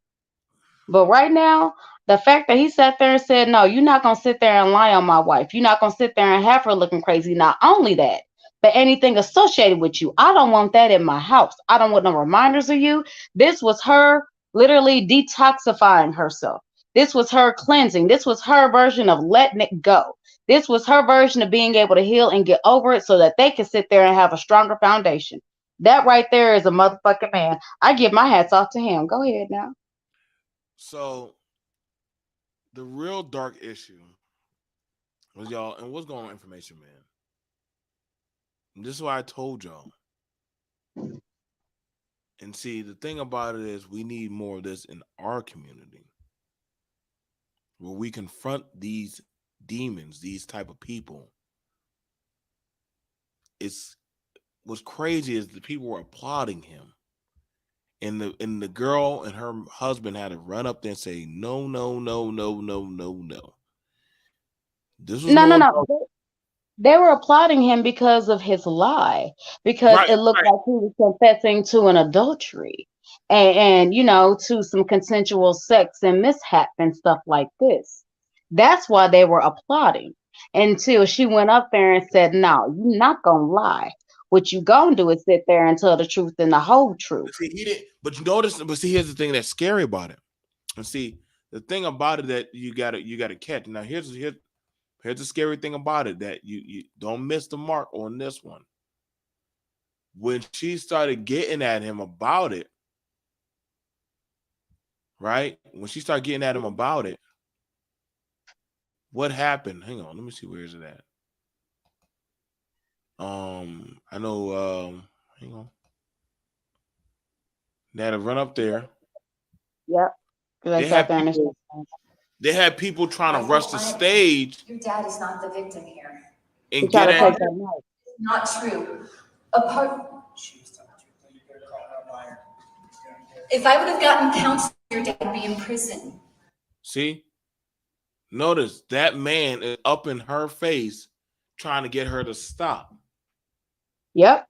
And you know what? Here's the most important thing, and this is to the ladies out there. Ladies, do you see that whenever when you have a good man, whenever that man tried to do that, what happened? Her husband sat there and said, no, not today. He sat there and blocked that shit so fast. He said, no, you're not going to sit there and take this from my wife. You're going to let her speak. Like that.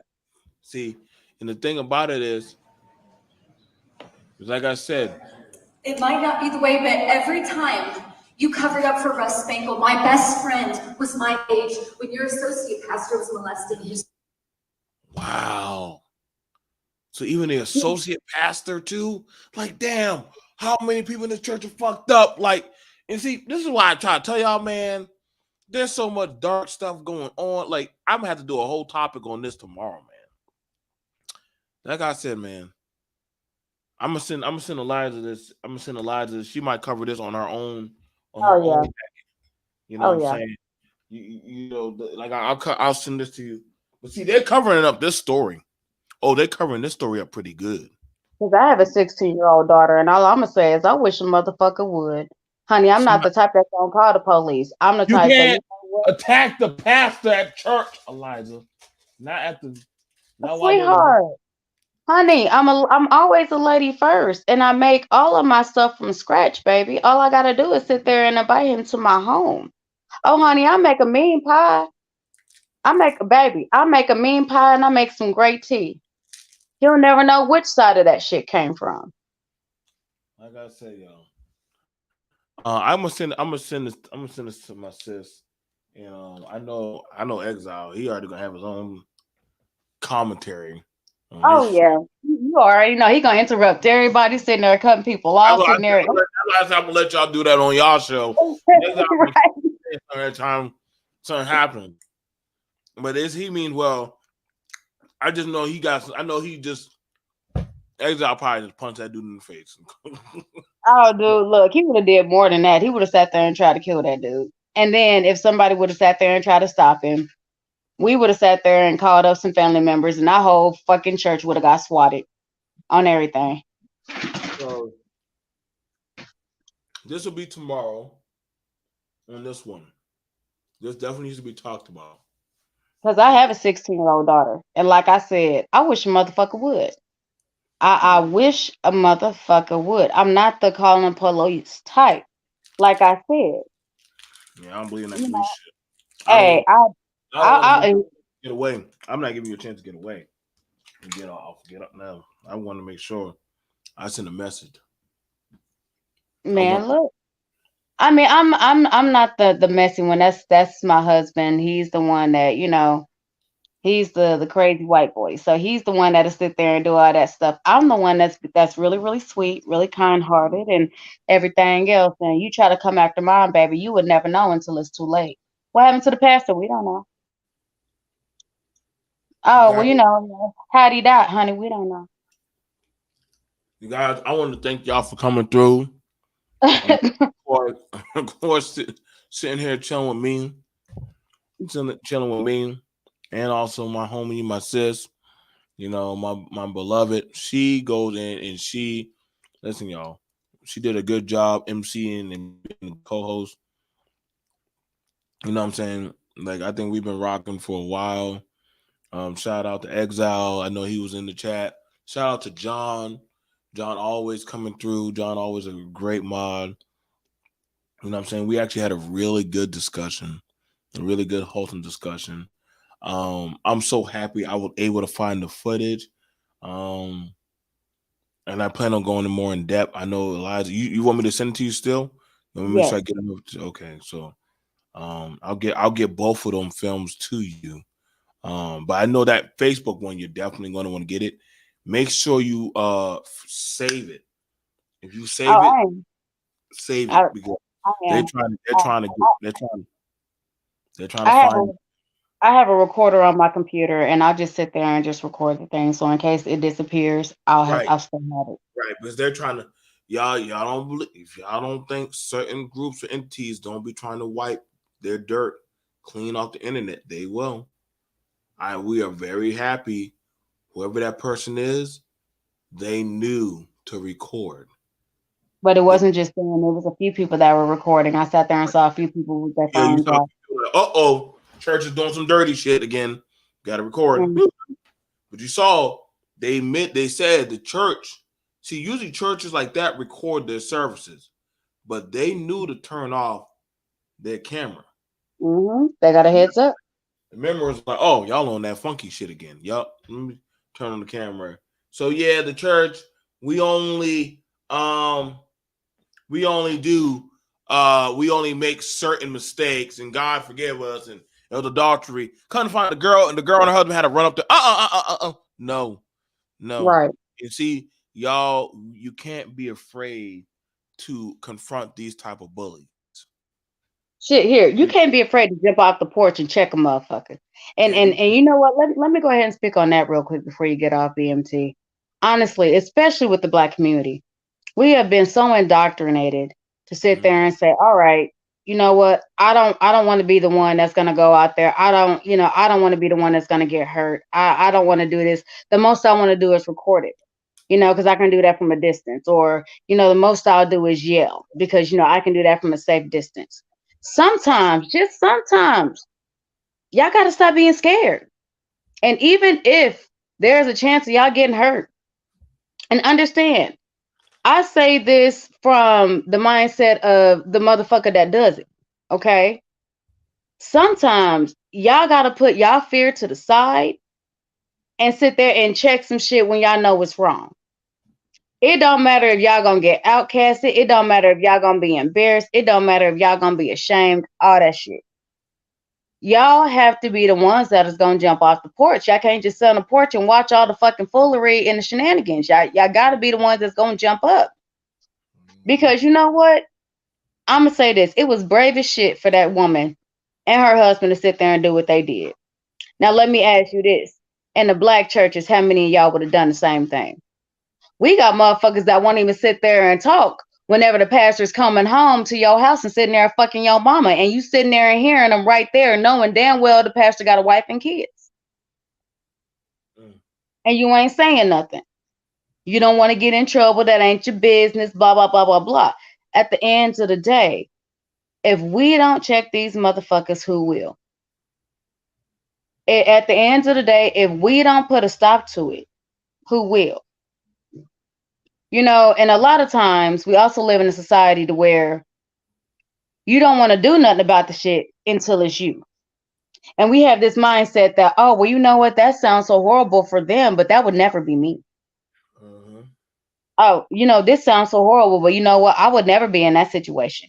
Oh, shit, that can't be me. I do X, Y, Z, yeah. Don't say what you would do if you ain't never been put in a situation. Now, all we need y'all to do is sit there and jump up and put a stop to the shit, because next time it could be you. Next time it could be your daughters. Next time it can be your sons. Because understand, boys are not, they're not exiled from that. When it comes to these grown ass men and women raping kids, honey, gender, they don't care. You got grown men that'll sit there and rape boys. You got grown women that'll sit there and prone and rape little girls. You got grown ass adults that'll sit there and do this shit to anybody. They don't give a fuck. So now you got to think about it. If y'all don't sit there and put a stop to it, it could be y'all, it could be your siblings, it could be your kids, it could be your grandkids. Are you really gonna wait till it's one of them and then sit there and try to shout off the fucking rooftops and then sit there and try to figure out why ain't nobody else doing nothing? Hell no. We've done that too long. Okay? We have a history of doing that shit. Let's look back at history. How well has that worked out? It might have kept some of y'all safe, but guess what? We're still dying at an alarming rate. And see So that, and that was a problem that I definitely had with back then. That stuff like this would happen, and something could happen in your family. Nobody would say anything. I know, but it's happened in my family a lot. We had a lot of people who were sexually abused. Well, you know, my brother is he's passed away now. There's a lot of people that have come to me about, there was an issue. My mom, I'll go ahead and put it out there. My mom was dating this dude, and he was in his 60s, and my mother was in her 50s at the time. And one of the things she always said is that she couldn't stand us because we would always sit there and run off whoever it is that came to date her or whatever. Saw this man. This man had a grown ass daughter. She was like 21. He was always trying to be around me, and I was already like, nope, I don't like you. I don't fuck with you. Honestly, because he was a strange person. I don't do strangers. Okay. My brother came to me and sat there and told me that he did something to my brother. The next day I sat there and met him. I cut this man in his groin. My mother from then had never forgiven me. From that moment on, I swear to you, she had hated me to some degree. It might have been undertoned, but it was always there.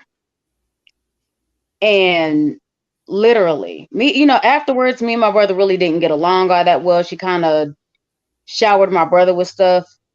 And, I took the brunt of the blow. But at the end of the day, that was my little brother. My job as a big sister was to protect my little brother. I couldn't protect him, but my little brother knew what I did, because as soon as I cut him and this man sat there and started bleeding everywhere, I was called everything but the child of God. This man went to the hospital, sat there and told my mama he couldn't be with him. We was fine with that. For the next 2 years, my brother slept in my room. Didn't sleep in my bed, but he would have like his little camp set, and he would literally put his camp set on my floor and sleep in my room because that's where he felt safe. He tried to tell my mom. My mom sat there and said, no, you're lying. That couldn't be true. Blah, blah, blah, blah, blah. I didn't even know for a fact. All I knew is my brother's not going to sit there and make up no shit like this. And then whenever I went to be around this man, he was sitting here getting a little too close to my brother, so I reacted. Understand, I had a very difficult childhood. Okay. And so when that shit happened, for the longest time, I was the crazy sister, which once again, I don't have a problem with being a crazy sister. Shit. At the end of the day, I protected my brother. I did what my mama was supposed to do. And to this day, when I sit there and I tell y'all, sometimes y'all gonna have to be the crazy motherfucker that's gonna jump off the porch. Sometimes y'all gonna have to be ridiculed. Sometimes y'all gonna have to be made fun of. Sometimes y'all gonna just have to be hated. Because at the end of the day, even though when we got to a certain level, me and my brother didn't get along, whenever we became adults, before this man died, and I told him I was pregnant with my first son, my brother reminded me of everything I did, and he sat there and finally apologized to me for the way he treated me. He thanked me for being the best sister in the world, because he knows that nobody else would have done that. I thought he forgot about it. I didn't. But at the end of the day, may his soul rest in peace. But what I'm saying is, when I say that I'm speaking from experience, sometimes y'all just gonna have to be the crazy motherfucker that literally say, fuck it, fuck the consequences, fuck all that shit. Because if y'all don't, next time it could be you. Next time it could be somebody that's close to y'all. And not everybody responds the same. Not everybody acts the same, especially when you're dealing with a boy getting raped versus a woman getting raped. They don't have as many resources as we have. And it grows, this goes into, these are men, they grow into men that are doing shit that really doesn't make any sense because they never literally felt safe enough.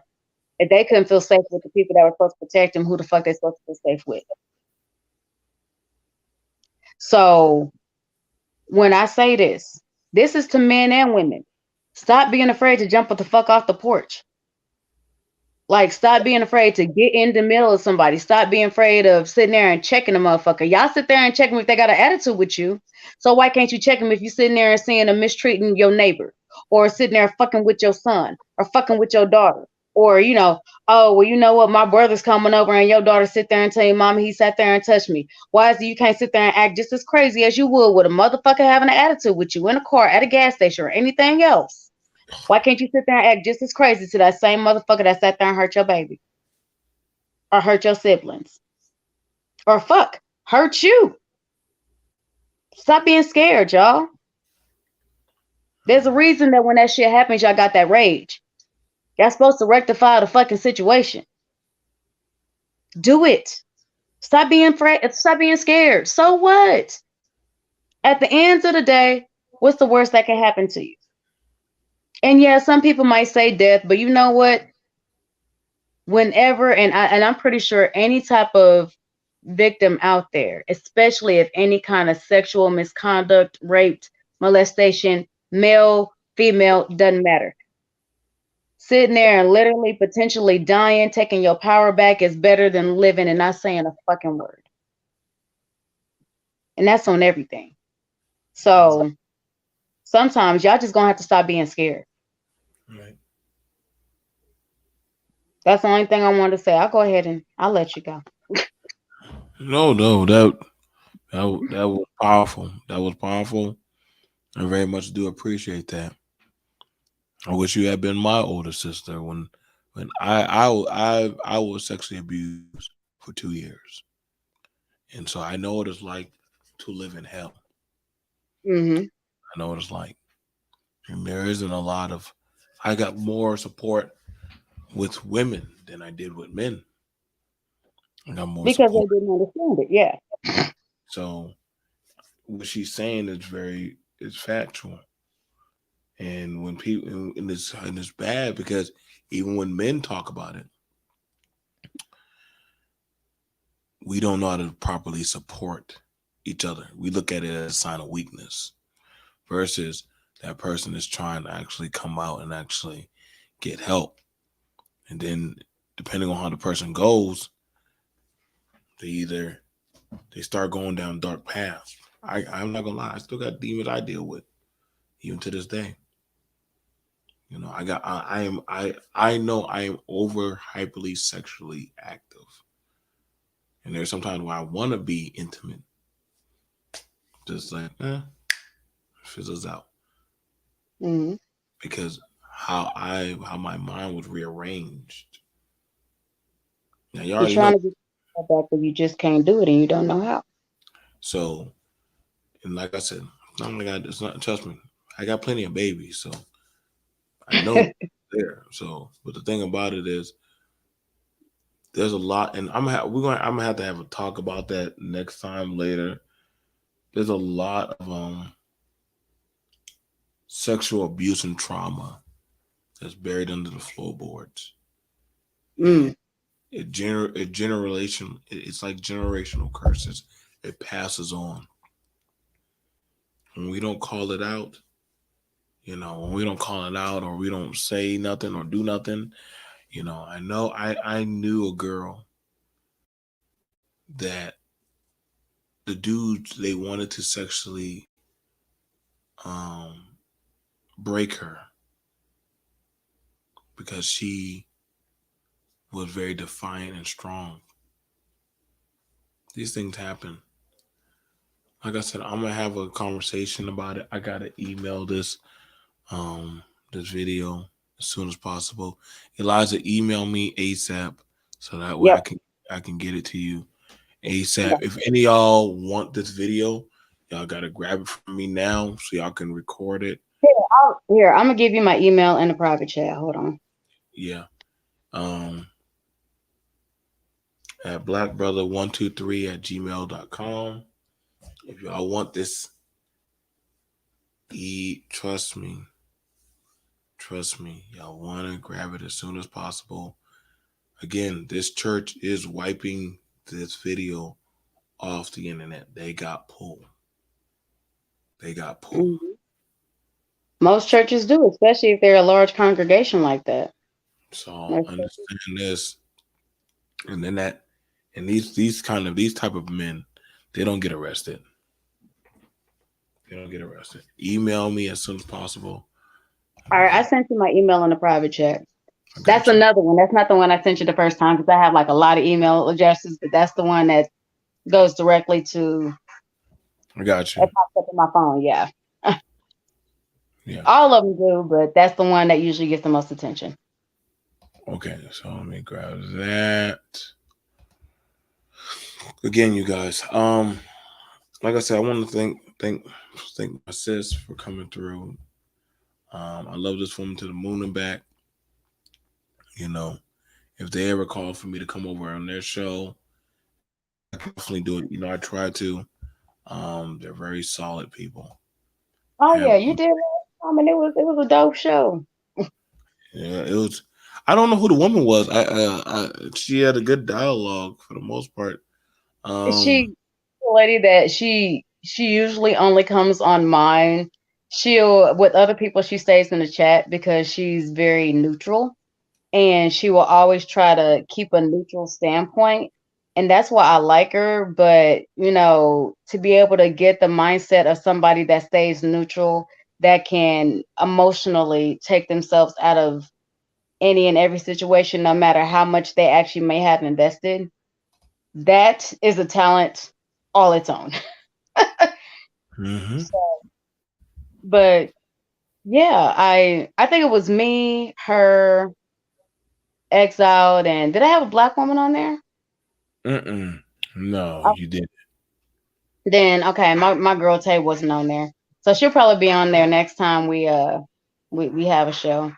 Actually, the subject matter to my next show was I was actually going to talk to a racist, and I was going to ask him what specific thing, if any, is it that made you that allowed you to choose to be racist. I really want to understand the mind frame of somebody that is a self-proclaimed racist, and So, where are they openly a racist, or they claim to be one? they claim to be one. I mean, whenever I met this gentleman, it was never anything derogatory towards me. Very, very respectful. They were self-proclaimed, and I told him, you know, I would like to pick your brain about your self-proclaimed choice. And Elijah, it's not going through, Al. it's not. Mm-mm. Okay, did you put a space in there? I copied it just like you did it, and then Okay. Oh, that's because I had a space. Take out that space. After that first word, take out that space. I'm sorry, my phone did that. Make it all one word.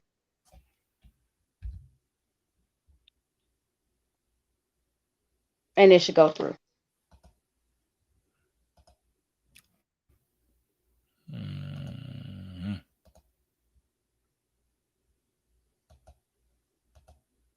Mm-mm. It didn't? Mm-mm. Okay. Here, I'll give you another one. How many emails you got? Then I can't say shit now. Honestly, I got like I got 7. 5. I got 5. I have 7. Okay, so I can't be too bad. There we go. This one should work. There we go. Okay, this one looks a lot better. What? Definitely, you guys. There.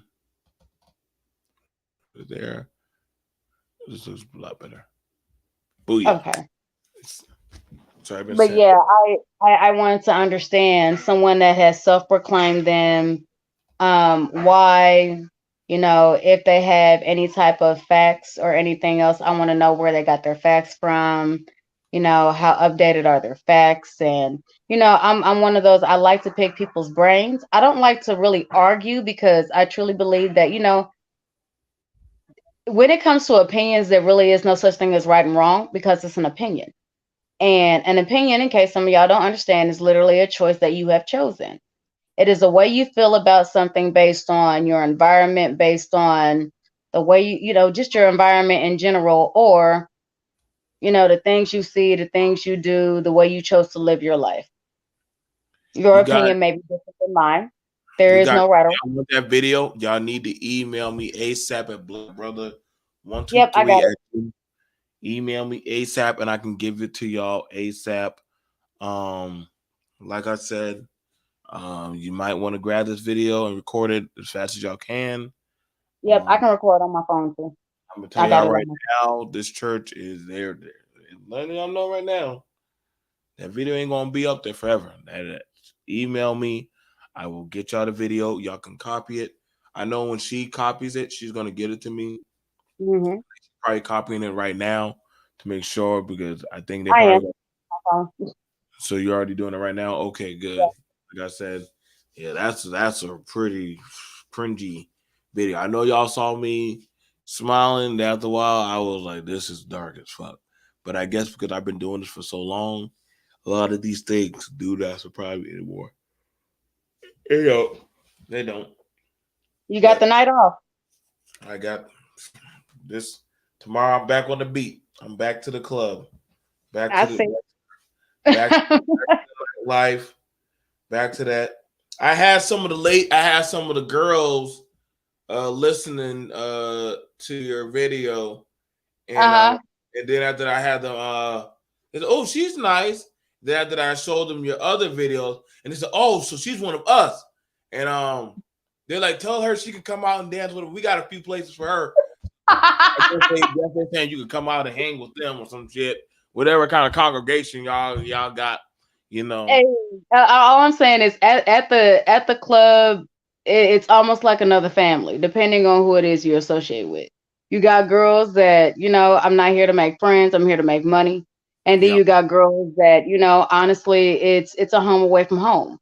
It's a way to be able to distract yourself, be able to use your creativity, and and then believe it or not, it's a safe space because at least there, that your power is not going to be taken. There, you can go ahead and get your power back, and there is safety, and you don't feel like you have to go out of your way in order to get the safety. What that means is you don't have to sit there and sleep with somebody. You don't have to exchange sex or physical services for said safety. So a lot of people, they look down on things like that, and some people really just don't understand. It's almost like a community. Whenever you are with these girls night in and night out, you're hearing their stories, you're seeing how they, how they tick, you're seeing how they interact with other people. You get a different, understanding. And a lot of, I try to explain that to some people, and it seems like the only people that really understand are people who either work in those type of industries or who have friends, who are close enough to almost touch it. They're the ones that understand versus, let's say, somebody from that church. They'd be like, "Oh, I think one day we can actually do a conversation about the stripper industry. Like oh yeah, like I said, I've been oh yeah." in that world. I've been in the stripper industry, the porno industry, and damn, where haven't I been so far? Like I mean, and also I sold sex toys. I made pretty good money. I made pretty good money. actually, I had a time where I was working at a Cirillas. I worked at a novelty shop. I danced. There was also a time where, at the club I was at, we always had features, and the features were always porn stars. And I can't tell you how many porn stars always invited me out to California. Go. Actually, my husband at the time, he had a favorite young lady, and I went ahead and got some autographed DVDs, and she invited he and I with her boyfriend and her to come and stay at her little penthouse, and I'm like, no. I said, as fun as it sounds, and she was putting it on pretty thick, and like I said, as fun as it sounds, this is our spot. You know what I mean? Right. But yeah, I have hilarious stories. I have horror stories. I have everything because I've done it for so long. And it's second nature to me. It really is. Like, I Now, haven't been to the club I in a gotta while. I gotta set you up with a talk with Faith. The Faith of the Faith Factor. Because she's doing a series on a classy lady or classy woman. Mhm. And she's trying to separate the Jezebels from the classy women. Yes. Do you think that there needs to be a distinction, or they can be no? Well, I'm gonna say this. Initially, when it comes in, you have three type of women. You have the exact distinction, okay, distinction, and then you have those that are mutable. Okay. Those would be the young ladies who right now they just decide that they're grown, they're going into this because it seems like it's a lot of money, and when they go into the situation, there's a lot of different type of opportunities. It's almost like an adult playground. You don't have to have your mom and your daddy watching you. You could do this, you could do that, you can sit there and get drunk, you can literally do whatever it is that I love you too, baby, that you would feel that you want to do. But then eventually those women will sit there and maybe have a couple of years where they have their fun, then they get bored with it, and then they transition over into maturity. They transition into, okay, you know what? This is fun, but this is not everything there is to life. Right. This is where they grow, and they start stacking their money, or things of this nature. Then you have the ones that are the ladies, the actual ladies. You have the girls that they'll go into a strip club. They'll wear evening gowns. They'll stay fully dressed. They understand that stripping is actually an art, and they do not mistake a strip club for a brothel. That's a very, very distinctive point. And even as they talk, they hold themselves as ladies. So there are certain things that they won't do because they understand that, this might hinder my ability to make my best decisions here. You have some ladies that are there for a goal. They're using it as a stepping stone. Literally, this is not a life goal. If they want to go to college and they don't want to have to deal with, student debt, things of this nature, okay, this is a quick way to be able to go ahead and make your money, go ahead and pay for your school. They's acting like she hates it. I will take care. Hey, go get your daddy and tell daddy. Okay. Sorry, my babies come to mom all the time. But No. then you have the ladies, or then you have the girls that are. Where's daddy? I'll go get him in a minute. Go on, Prince. Then you have the girls that are trying to have their hot girl summer. Okay. And they try to sit there and have their hot girl summer all year long. You got the girls that, this is literally a pickup spot. Oh, you know what? I see somebody. Oh, he fine over there. Oh, he feel like he got yada yada yada yada. So let me go home and smash. Do you not realize this is not a brothel? Honey, if you want to be a prostitute, I can go ahead and give you the address to go and get turned out. I mean, I kind of feel like there's almost no point in sitting there and telling you that you might want to read that contract. You might want to sit there and take that contract and, skim it first, or take a picture of it, because after when they sit there and tell you, they're only going to sit there and have one guy, and this is what you're going to be doing whenever they sit there and send in 37 dudes to sit there and run through you. Now, they're going to change up that contract. We need to have a conversation. Like, see, I think you're definitely equipped to have that conversation, because I've worked for strippers and I've worked with escorts. Mm-hmm. Now, my only thing about it when I worked with girls I work with girls who they were escorts, and they were like, okay, maybe you can drive me around, do this and that. I said, whoa, it's how you try to put me in the pimp role. Mm. And they're like, no, I just want somebody to watch my back. And I'm like, now I can understand. I understand the girls who they're strippers, and yes, a lot of them the lines are blurred when they want to make that extra money. You know, especially when they go to the VIP section, and they go to the VIP section, and the guys in the booth with them. Listen, I can break you off another extra few more dollars that the house don't need to know about. You know what I'm saying? I got my condom ready. And I know a lot of girls like that. I know all the stories. I know all the time. I had to tell one girl, listen, baby, can you at least pull the condom out of your coochie? It's still hanging out. Can you at least pull it out? And she just tucked it right. She just pulled it right on out and dropped it in the trash can. You need to mind your business. I said, Oh no, I knew a girl that literally went to the dressing room with that motherfucker still in her mouth and full. And she gave no fucks. I knew a girl that OD'd on heroin, and right as she was walking out of the dressing room, so she was passed out between the dressing room and between the entry where all the, the people were. Mm-hmm. I mean, when I say I got horror stories, I got horror stories. Like I said, the game is cold, y'all. Like I said, it's definitely an accountability. Like I try to tell some women, they're like, well, the men pay the women. And I'm like, true. It doesn't matter.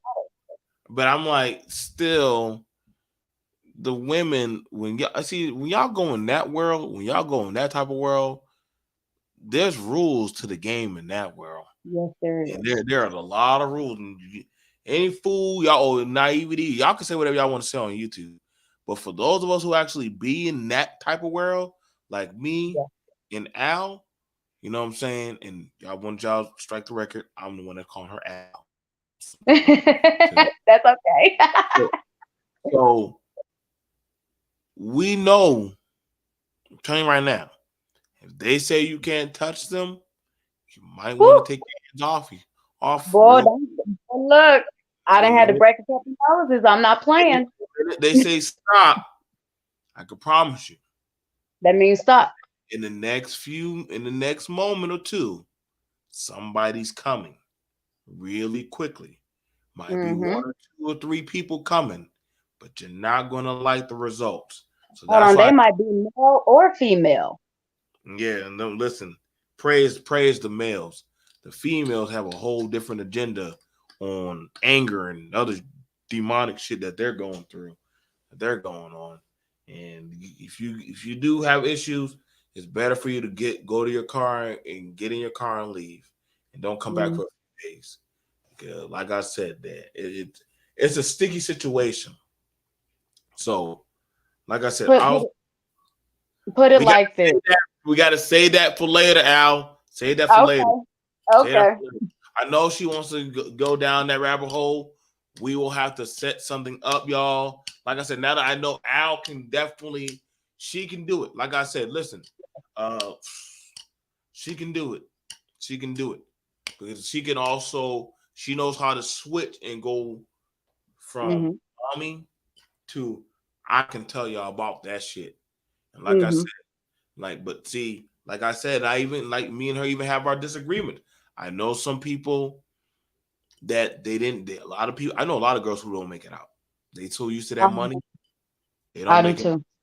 And there's a lot, and I know some of them, they're like, nah, I can't stay here long. And you know what I'm saying? I said, hey, I think I used to have one girl, and I need to go. We'll talk about it. We'll definitely talk about it. We'll definitely talk about it. It's a very interesting. Send me Faith's information because I would love to be able to have this kind of conversation. I got you. I'm gonna see y'all guys later. BMT, joining y'all with my girl, Liza Havoc. If you haven't seen her channel, you need to go over there. She does dope conversation with her and Exiled, and you never know what you're gonna get over there. Yes, Lord. I try to go over there and have some good conversations. Y'all will really enjoy them. Tyrone, email me at blackbrother123@gmail.com.